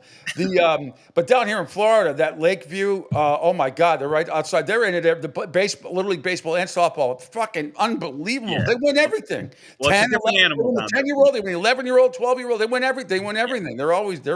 Those are really good teams too, girls and boys. Baseball is Florida and Houston in the Texas area is baseball heaven. Both those places. Georgia, we got a couple of teams. Love Georgia, just outside of Georgia. Mm-hmm. And I know that because of my son. We traveled East Cobb, which is Georgia. We went down to Fort Myers several times. Went down to Houston, Texas. Houston, Texas is the sleeper, in my opinion, of all baseball. The major leaguers, they got like 100 major leaguers that live down in the Houston area. I know a lot move eventually to Arizona, but Houston is a hotbed for developing baseball. All right, let's move on. Let's move on to the Patriots. I watched Polk yesterday make a couple of nice catches. I mean, this receiving core really seems to be. I know it's early, it's training camp and all that stuff, but it just looks so different. It looks so different because of Mike Vrabel and the way things are being handled. There's a renewed confidence in some of these guys. I'll bet you this year, and remember I said it here on August 5th at 8:23 Eastern Time, the Patriots will lead the league in the least amount of dropped passes this year. You mark my words. Where they were leading the league in drop passes, it seems, the last couple of years, I think they take a gigantic step forward, and they're going to lead the league with the least amount of drops this year. Well, they had a night practice for the season ticket holders, and they dropped a bunch of passes that night. Yeah. And Vrabel flipped out, and guess what? The next day, very few drops. Mm-hmm. And that's what it's going to come down to. You're sitting if you drop. And the one thing this team has, Pete, and it starts with the number 1 wide receiver, Stephon Diggs. Yep. It now has players in positions where they should be, rather than making Boutte the number 1 wide receiver. Mm-hmm. So, no, you're not a number 1 guy. You're the 3rd or 4th option. When Boutte's a 3rd option, guess what? He's pretty good. When you get Pop Douglas as the inside slot guy, who's the 3rd option, 4th option, guess what? He's pretty good. You get him in space. So these guys are all going to get better. The key is Stephon Diggs, the leadership, and he's got to catch basically 100 balls, 1,000, 1,100 yards, 8, 9 touchdowns. If he does that, in my opinion, the key to this team is Stephon Diggs. And he allows these wide receivers who, they're probably a lot of more number threes. Pope, let's see what he is. But if he's good, really good with the options, he opens up everything in that field for the other guys, and they're where they belong. They don't have to carry the team. Diggs has to carry the team. Is there a chance that we could be seeing the possibility, at least, of another Welker/Edelman and this kid, Efton Chisholm III, the kid out of Eastern Washington? He's only 5'10", 198, but he's one of those guys that fits the Patriots mold over the last 20 years. You see that one of these kids come out of nowhere. Does he have a chance to make this team? Absolutely. I think he does. He's on like the sort of the bubble with a lot of guys. And in my opinion, he at worst he would be a practice squad guy. But if I'm a team, I want those guys. I want guys that are willing to take hits in the middle of the field. And that's the only thing. Can he take it over the long run? But he's extremely quick. That position specifically is about footwork. And Edelman is maybe one of the greatest of all time in his footwork. And we thought that Welker was until we saw Edelman. I'm bringing him in, Pete. He's on my team, and that's what you agree. I agree with you. You get he throws that 4-yard pass, he gets you 4 more yards on 3rd and 6, and that's what they need. They need that in the middle of the field. Pop Douglas is more of an outside space guy. You get him one-on-one, he's not going to be tackled. He's not the guy you want to do with Chisholm there. Well, you get to Chisholm, he can just run through somebody's legs. He's so tiny. He's I mean, much like Woodhead back in the day, too, when he caught the ball out of the backfield. I mean, when he ran the ball sometimes, where'd he go? And then all of a sudden, he's like 6 yards down the field. So the one thing, Pete, we don't want to lose sight of is the offensive line. That's next. That's really going to be – so when I say Stephon Diggs is the most important player, I'm assuming the offensive line is going to be pretty good. I think it's going to take time to be very good. They still probably they're going to add probably a guy middle of the year, and then maybe next year draft another 1st or 2nd rounder. But look, I'm a fan of the coaching staff here. I'm a fan of I think the left tackle. We've heard a lot about he got beat. Well, guess what? Keon is a pretty damn good player. Yeah. And when it's funny, Pete, when you're at camp and you watch and they cheer when a guy catches a touchdown. Yeah. Well, your number one defensive back was covering him, so that's not good. So don't just cheer for the offense, because I think this team is going to be based on defense, and I think the offense is going to be explosive at times, explosive enough, and we're going to have to go through some growing pains with the quarterback. So I think the offensive line, because they're going to have to run the ball, and that's Vrabel's always been. And look, he's always been a coach there in Tennessee that was run first, and I'm not terribly sure it's going to be a run first offense per se. Probably a little more balanced, but they're going to have to run the ball, and they were awful last year, Pete. That was awful. The offensive line was a disgrace last year. Absolutely, but among other things. Sometimes, but I think even if the offensive line takes about a month to gel, which wouldn't surprise me at all, I think it helps that Drake May's got such a quick release. Very Brady-esque. It's well under 3 seconds. It's like 2.5 seconds most of the time. So that can help neutralize if there's, while the growing pains are happening, right? Yeah, that's how you obviously you mitigate the pass rush. And Brady destroyed defenses because they just almost get to him and they'd yell at him, "Come on, man, don't get rid of the ball so quickly." But that's part of the offense, and that's what Josh McDaniels. We haven't brought him up yet. Josh McDaniels is legendary for routes off of routes. So 2 seconds, you make a decision. 1.5 seconds, you make a decision, and the quarterback and the wide receiver have to be on the page. And again, these are short gains. These are 6-yard, 7-yard passes, but the ball's moving. They're quasi running plays, but I think that's going to make the quarterback, Drake May, a lot better. You got to move the football, and look, Brady's best attribute among all the great attributes was he moved the chains. This wasn't about quick strike touchdowns. That was the Randy Moss year. Yeah. But other than that, it's move the chain, Yep. run the football, control the football, control the game, get 2 scores ahead. That was a Belichick thing. That's also a Vrabel thing. Get 2 scores ahead and control the football game. I think we're going to see Patriots football again. All right, finally, coming up tonight, coming up Friday night, big night, right? They're going to unveil the Tom Brady statue, which looks like it's going to be, like the Rocky statue, the Tom Brady statue, before the game against the Commanders at Gillette. So that should be an exciting day. Well, obviously, two exciting days. First, Wednesday they're playing Washington Commanders are coming to town. Yeah, in the joint practices, yeah, and that's huge. Yeah, I love that because we're going to see now. We're going to see the offensive line. We're going to see the wide receiving core. We're going to, we're going to see Jalen Pope. What are you doing here? Going against, the number one, and their D-backs aren't great, but this is a good football team they're facing. So I think we're going to get a feel. I'm not saying it's going to be definitive. We're going to get a feel for the Patriots. As far as the statue, I think they made a mistake. I think they should have done a Brady Belichick statue, the two of them together talking on the field.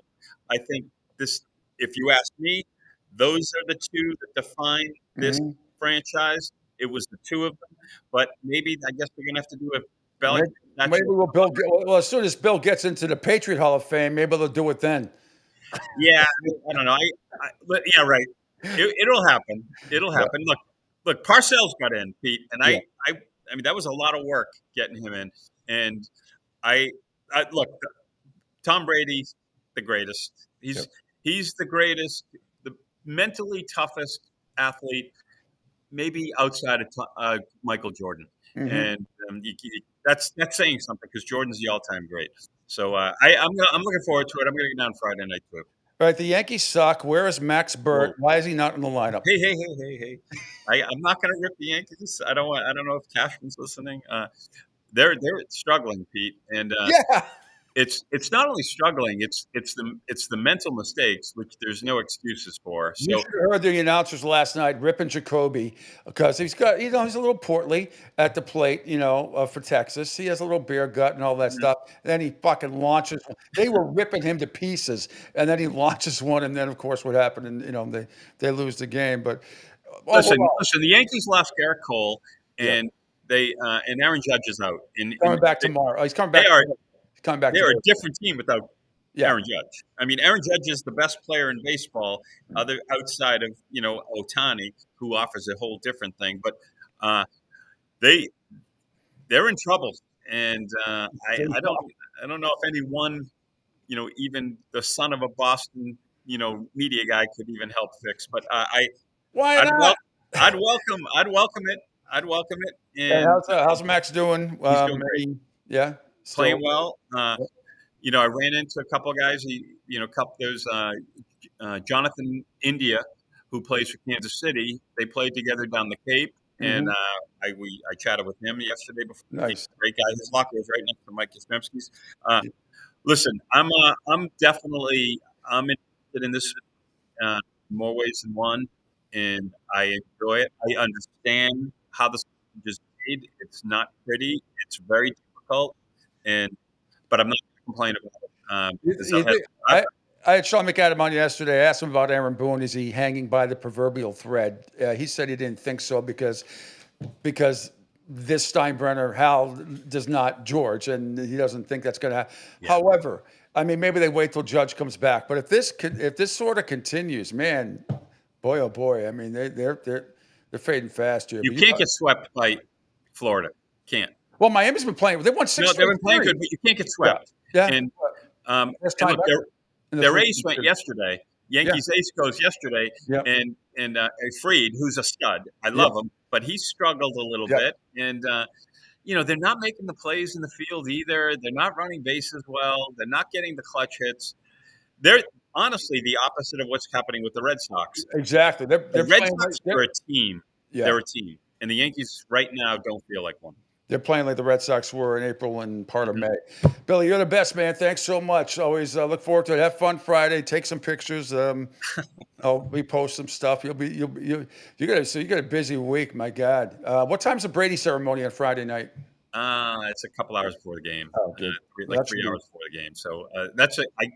they had a big protective thing around it. I was down there, a couple of weeks ago, so I can't wait to see it. So, All right, bud. Thanks so much. Always a pleasure. all right, thanks, Pete. All right. From one great guest to another, checking in. It's been about a year, but there he is, Robbie LaStella, who covers FAU. It's like FAU football or FAU in general, and it's all about Robbie. Good morning, my friend. How are you doing, young man?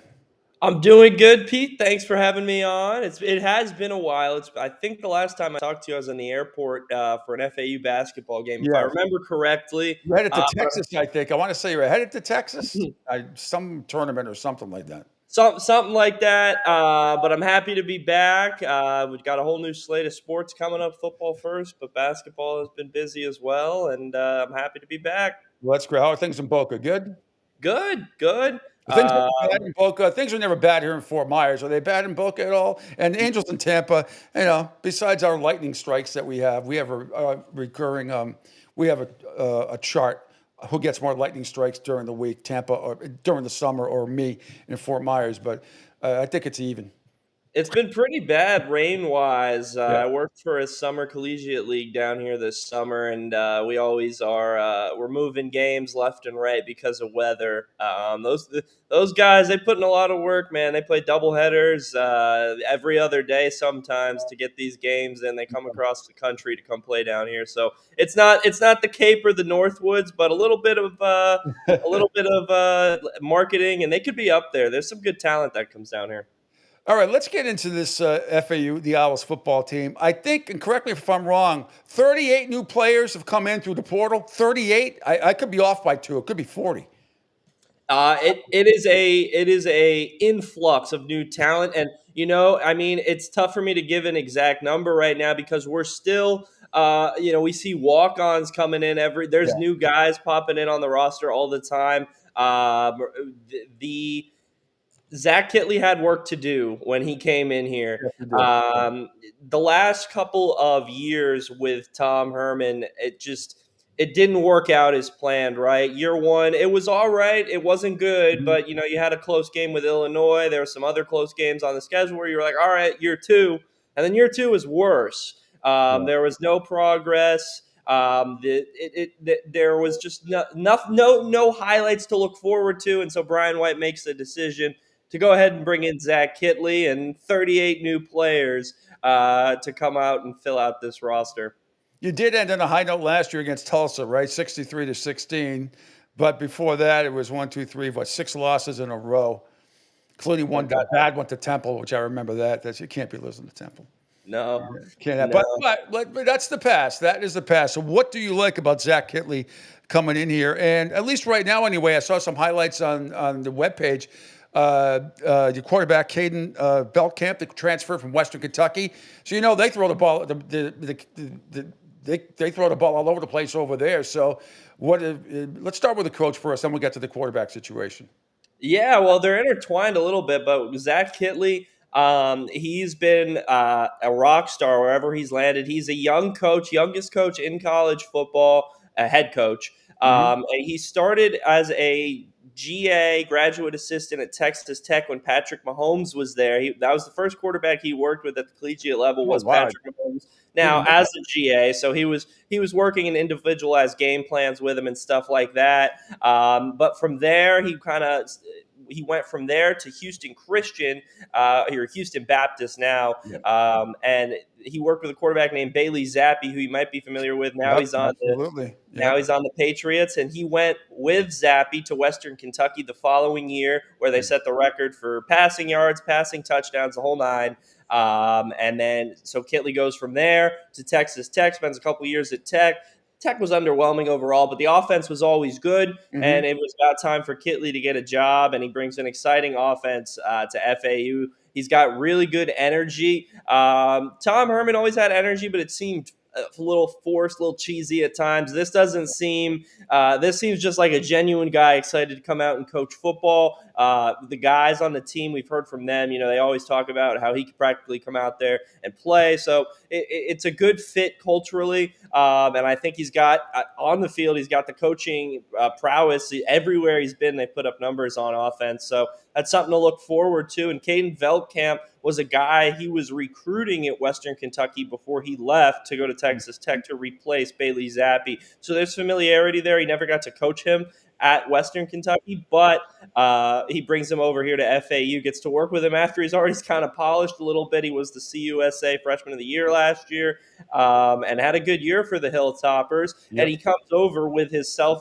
proclaimed best friend, Easton Messer, slot wide receiver, had a solid year at Western Kentucky with him last year, and so that gives him an instinct. That's big. That's big continuity. It's almost like Cam Ward now with Tennessee, and he's got Restrepo down there with him too, who I hope makes the team because that would be something. Me being a big Canes fan, I want to see it. But your backup quarterback, Zach Gibson, I think he's played in every school in Georgia before transferring to FAU. It seems that way. Georgia Tech, Georgia Southern, and he's from Georgia. And everywhere he's been, he's kind of gotten in the game, so that's a little scary. I don't like that. I know. He came in against the Hurricanes, and I don't even want to talk about it. But anyway, yeah. Look, with a guy like Zach, that's an experienced grab, though. I mean, that's a good backup to have. Never want to see him. I haven't gotten to meet him, talk with him yet, but I'm sure he's a great person. But I don't want to see him on the field, unfortunately.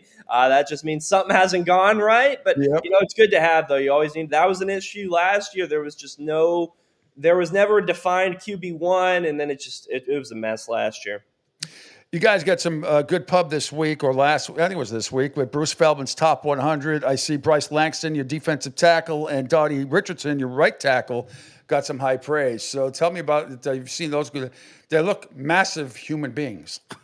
First of all, they're also awesome human beings. They're Daughtry and Bryce are two of the funniest. Anytime they're great people to talk to. So I'm glad they're getting the national recognition. Daughtry, it was a huge get for Coach Kitley to keep, right? You always talk about the transfer portal. He stays. He could have left. He was an starting offensive tackle for the whole team last year, spent the start of his career at FSU. And he stays to anchor the offensive line, which is, in today's world, I mean, that's bigger than going out and getting somebody in the transfer portal. So he stays. And then on the other side of the ball, same thing. Bryce Langston's an interior lineman. He reminds me, I'm a big Giants fan. He reminds me of Snacks Harrison as a kid. He's just a big interior offensive lineman. And he's just with this year, he wasn't full-time starter last year. This year he's got a chance to earn that full-time role. And last year FAU put 2 defensive linemen into the pros, both UDFAs, but nevertheless, there's a chance for Bryce to kind of follow in their footsteps if he has a good year. So glad both of them are getting national recognition like that. No matter how hot it gets out here in Southwest Florida this time of year, and I know what FAU, you guys had the first practice on Sunday, but a little drizzly, but still, nice. It's nice being near the ocean. Nice cool breeze, right? Coming off the ocean. How overall, what were your feelings on how they looked organizationally? Mentally, physically, all that. Were you impressed with what you saw opening day? Yeah, I think they're definitely. Overall, I think Kitley is going. It's no different. It's just a camp. I am interested. One thing I do think is organizationally, which I think is interesting, is they are practicing on Sundays. We didn't see that last year. I was going to ask you about that. Why not Saturday? It's just so they build in more off days into the schedule. Okay. It's just how it works out logistically. But they were out there as a full practice on a Sunday, which I thought was interesting. But nevertheless, they're doing a fine job. It's not like everyone on the staff has their first. It's not their first go around. Although Kitley and Dewhurst both are first. Brett Dewhurst is the defensive coordinator. They're both in their first time at their respective roles. So I do think that's interesting from the sense that you get 2 guys that you don't know exactly what they can do in that role, but that can also be a good thing. We've FAU seen the retreat route at Kit for Herman and Taggart not work out. So New Life is good in terms of structure of the camps and whatnot. I think everything has been fine. they go early in the morning down here because that's when the rain is minimalized. And if it does rain, you can push it back. Although when you push it back, then you're practicing in the humidity and the 200-degree weather that no one wants to practice in. No, exactly. I saw that you have potentially be an outstanding freshman running back, Ethan Evan. I know your running backs coach, Chris Perkins, had some high praise for him. Yeah, Ethan Irvin comes over from Buford, Georgia High School, which is one of the best high schools in Georgia. It's a massive facility. It might as well be in Texas. It feels like it's one of those Texas high schools. But nevertheless, Irvin is a product of that school, and he has got a chance to make an impact right away because the running back room is honestly a little bit of a concern because they didn't bring in any transfer portal running backs. You've got Irvin, who comes over as a freshman, and then you've got Xavier Terrell, Jamari Sands, two returning running backs who they got time playing. They got playing time last year. Wasn't the biggest roles, but they did make splashes when they played. We saw Terrell make a big play. I believe it was against Tulsa where he had like a 97-yard touchdown. So those two guys are going to be your 1 and 2, but after that, you got a redshirt freshman in Caden Shield Dutton and Ethan Irvin, and then that's where the walk-ons come in because after that, I believe Josh Harriet may be on the roster, and other than that, it gets really hairy after that. And so Irvin, as a freshman, he's a big guy. He's got speed to him as well. It's just he looks like your prototypical running back and a guy who has a chance. He could play right away as a freshman. I don't know how big of a role he'll get. It'll obviously be a little bit of a pecking order in front of him, but things happen. There's always, whether it's the running game isn't working how you want or God forbid injuries. So there's a chance for him to make an impact, but I'm interested to see a guy like Caden Shield Dutton. He's a guy who the staff has, both staffs, last staff and this staff, they've been high on. He is a guy who's big, physical, fast, and then Sands and Terrell are more your prototypical. They can do both. They can catch out of the backfield. They can run the ball well. And I think in this offense, you're going to have to catch in the Kitley style offense. But we saw Taj Brooks last year at Texas Tech have a big year on the ground. So there's a chance if they could have a big year as well. We'll see. I remember watching you guys last year, bits and pieces opening game. You go to Lansing, and you gave Michigan State all they could handle. You really have. This year, another nationally televised game to open up the season. Big Ten Network, August 30th at noon against at Maryland. Too bad that game wasn't at your place, but at Maryland. And I think it's good that you go up against one of a Power 4 conference right out of the gate. See where you stand. 100%, and I'm glad this year, we've gotten some tough draws. I mean, Michigan State last year was underwhelming. I thought that gave them a good ride, though. That's what you want to do against some of the power teams who are a little bit underwhelming because we've seen them go out against Clemson, and that was not pretty. And we saw them give Illinois a run for their money. So when they get matched up against these Power 4 teams who are a little they can give them a run for their money. And Maryland, I haven't seen anyone talk that high about Maryland. And so now I'm not going to go say FAU is going to go up there and blow them out week 1, but it's a good opportunity for them to go out and show what they can do against a team that will give them some national recognition. It'll be on the Big Ten Network. It's at noon this year, which is a little bit less desirable than the 7 p.m. we got last year. But I think it'll be a good chance for Kitley to show what he can do. I'm really interested to see what the defense can do against a power offensive line. The pass rush this year is supposed to be rebuilt. Eric Brantley Jr., a transfer from Colorado last year, he's set for a big role off the edge this year. C.J. Doggett, transfer from Ohio on the interior, but I'm interested to see the pass rush in a game like that. I'm interested to see offensively, can Caden come out right out of the gates against a pass rush from Maryland? And can the offensive line hold up? Can he get going right away? So there's a lot I'm interested to watch in that game. And if they can execute and do things well right away out of the gates against Maryland, that's a really intriguing sign. I don't know. It's really early on to say, what exactly I'm predicting to happen in that game, but I'm definitely intrigued about the potential for them to at least, make it a game week 1 and make some serious momentum right away. I guess, and then I should know this, but I forget. Is Tua's brother still at Maryland at quarter? He's gone. I know somebody picked him up as you got drafted late or is a free agent signing. So yeah, I'm not too familiar with the quarterback situation in Maryland. I will. And yeah, I haven't done my scout yet, so I'm a little off base there. But what I'm interested for FAU sense is, we haven't seen them get past that. They've had a bunch of close games going back years to Purdue. They haven't beaten. I think it's been like Minnesota when. Yeah, it's been a long time since they've upset I'm trying. I'm blanking. I think it might be Minnesota a long time ago. That might be last top 25 win, but nevertheless, it's a chance for them if they could get an upset win. That would be absurd, and they would already be talking about protecting him from getting poached. But I'm looking right now. Maryland, they're on their number one depth chart. Is a true freshman, Malik Washington. He's from Maryland. He's 6'4", 215.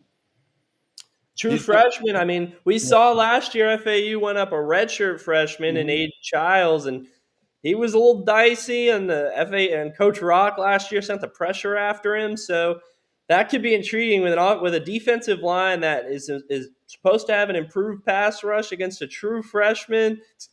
I mean, Maryland's not going to be as hot as Florida, but it'll still be kind of hot. It'll be noon. It'll be muggy. Make them sweat. We'll see. That could be interesting. I'm interested. Now I gotta look that up after we get off. A true freshman. A true freshman at quarterback, absolutely. Couple more things. Speak with Robbie Listello, covers FAU for a variety of things, but everybody I know that talks about you in high regard, and you are just you and FAU. It's like peas and carrots, right? You just what. And I should know, I forget. Was it FAU or FIU? Who got the big sponsorship for the stadium from that rapper? I forget who it is. Was it FIU that got the big sponsorship, or was it FAU? I can't remember. Well, we got sponsorships left and right. FIU did get the cool one. They got Pitbull to go and sponsor their stadium. But FAU, they got their own. They got a credit union. It's not as splashy, but we got, it's important to get a sponsor on the stadium.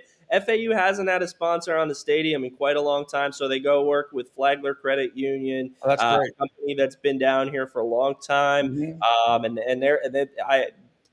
blanking on the numbers right now, but it was a solid chunk of money. It was they agreed to a deal in the 2010s with a company that.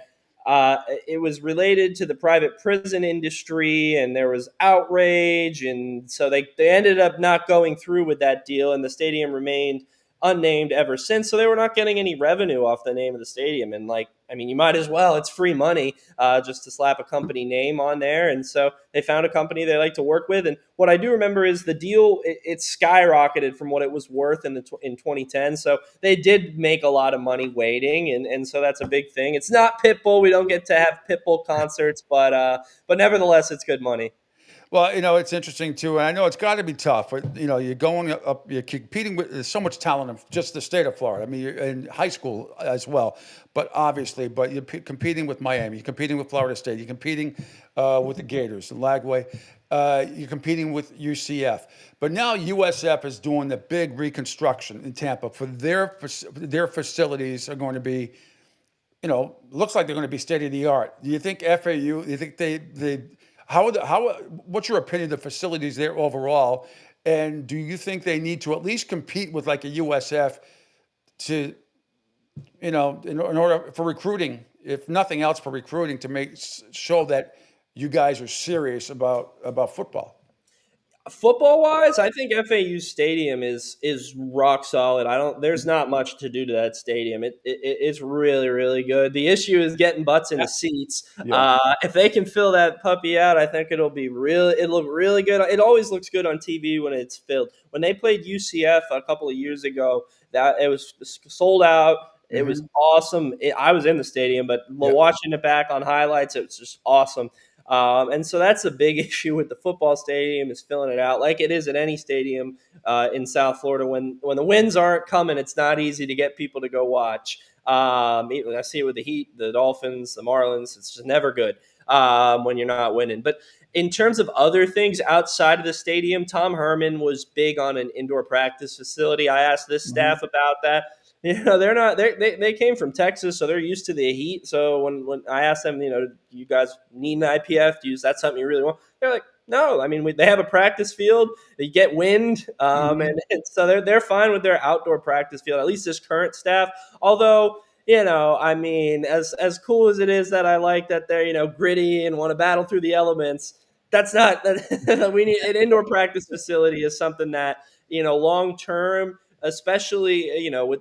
I mean, knock on wood, I haven't seen too many things get canceled due to rain for the team yet. But that could happen, and we don't have anywhere to go. So they need to potentially think about that for football. The big investment for me in terms of overall athletics is going to be basketball. Absolutely. I was going to ask you about that because that's bad bandbox there, plus especially the Final Four year, a couple of years ago, and yeah.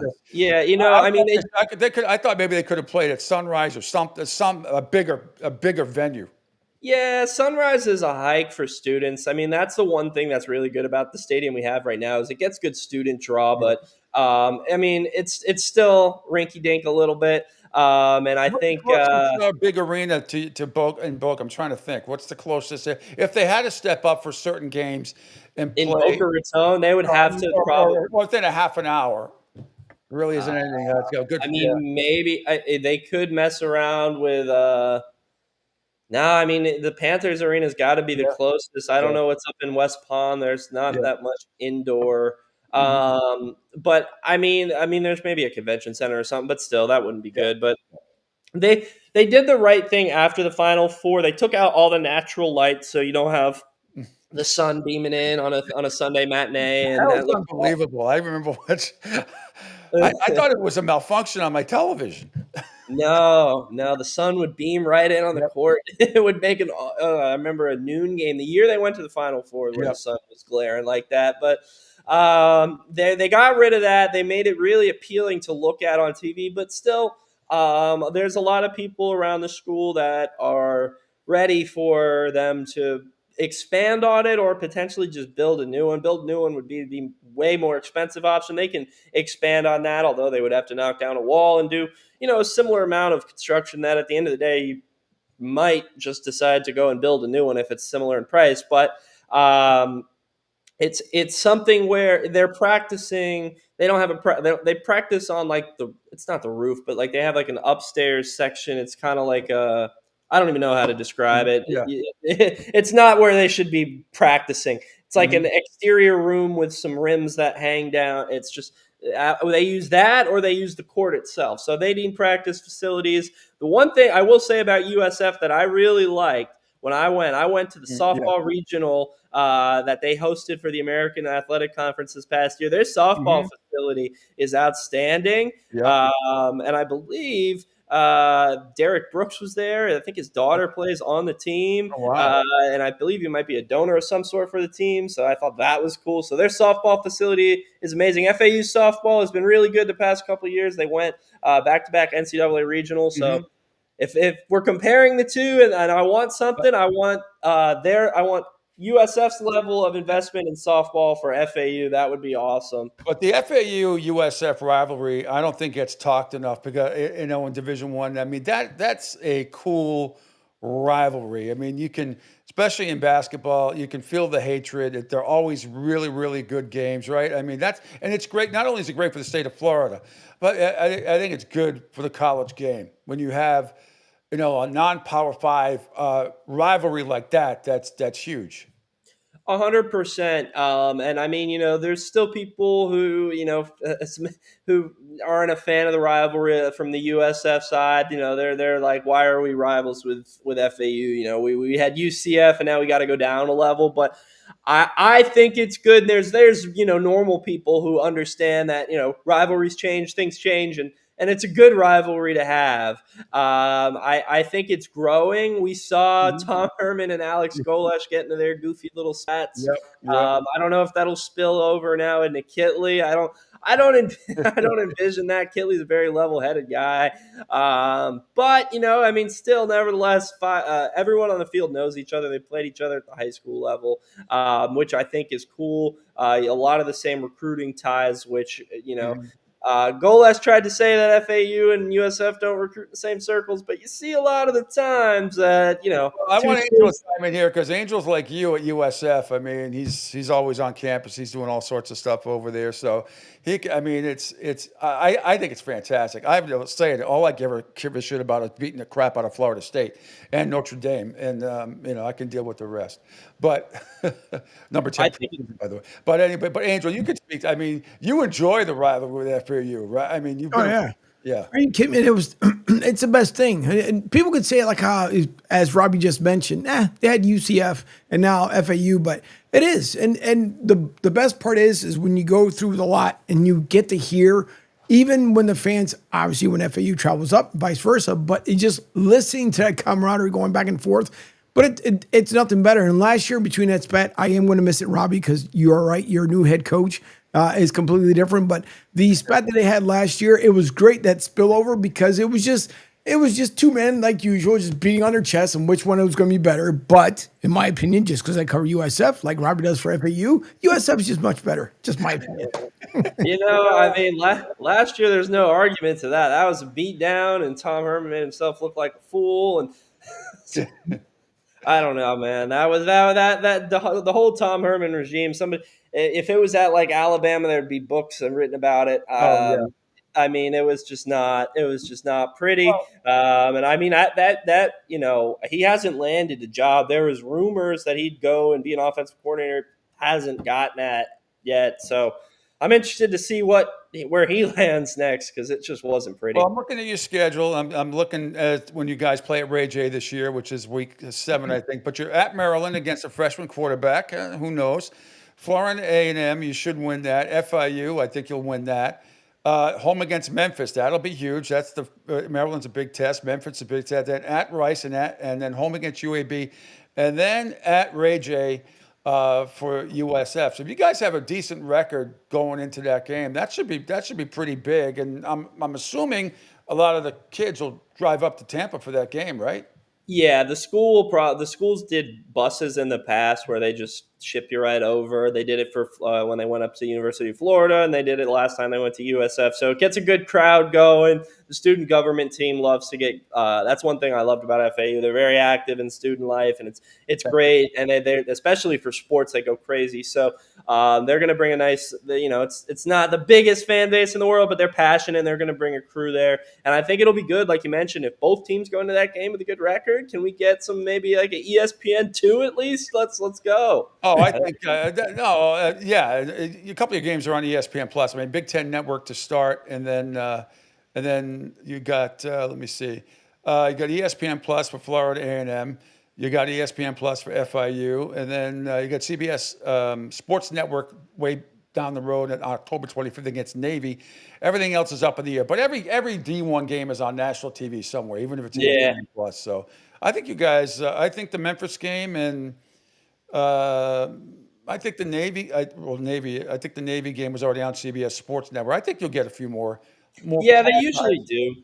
That's a good thing with the American is they have a good TV deal. I mean, even basketball, they're required. Even last year when the whole conference was abysmal, they're required in the contract to put games on ESPN, ESPN2. So, you got Wichita versus Rice out there at 9 p.m. on a Thursday, but it's on ESPN. So, but it's good. It's good. Bobby, thanks so much. Great job as always. You are have so much information, and we'll do this again. Sooner rather than later. I probably won't wait. We won't wait a year. We'll have you on again in a few weeks. It'll be great. Thanks so much. Absolutely, Pete. Thank you very much. I'm looking forward to it. You guys take care and keep on keeping on. All righty, there he goes. Robbie Listella covering FAU athletics beat reporter for a whole bunch of freaking, get a whole resume here.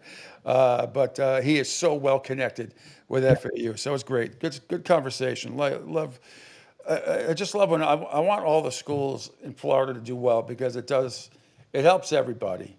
It helps everybody. But I do think FAU is going to have to keep somewhat of a watchful eye on USF and what they're doing with their football facilities in order to keep up. You have to. It's so big in recruiting now, but.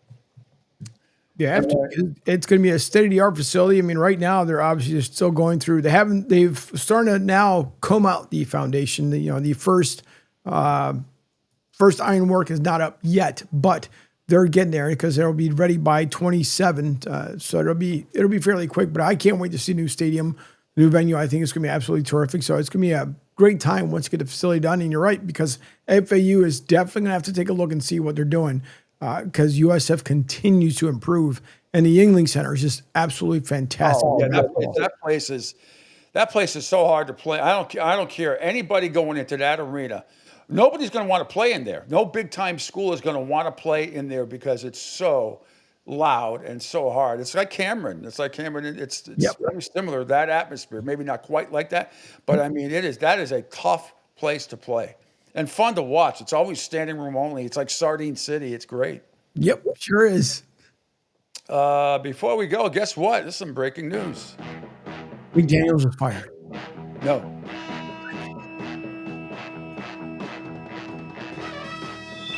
Well, veteran quarterback Teddy Bridgewater is visiting Tampa today and expected to sign with the Buccaneers, per Adam Schefter at ESPN. The Bucs will be Bridgewater's 8th NFL team and his 3rd NFC South team to go along with the Saints and the Panthers. So there you have it. I didn't realize, obviously, unless they really don't believe in their backup, but wow, kind of shocking. Also, Hard Knocks begins tonight with the Buffalo Bills on HBO Max. That'd be a good watch. I haven't been intrigued enough to watch the last several years because it's been kind of boring. But I think I'll watch this one.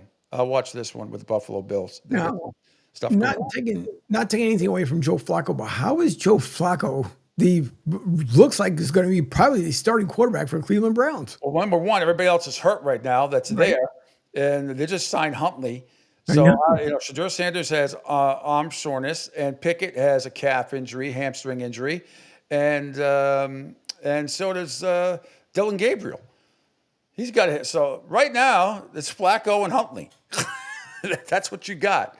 So I don't know. We'll see. We'll see what happens. Angel, what's coming up on the network today?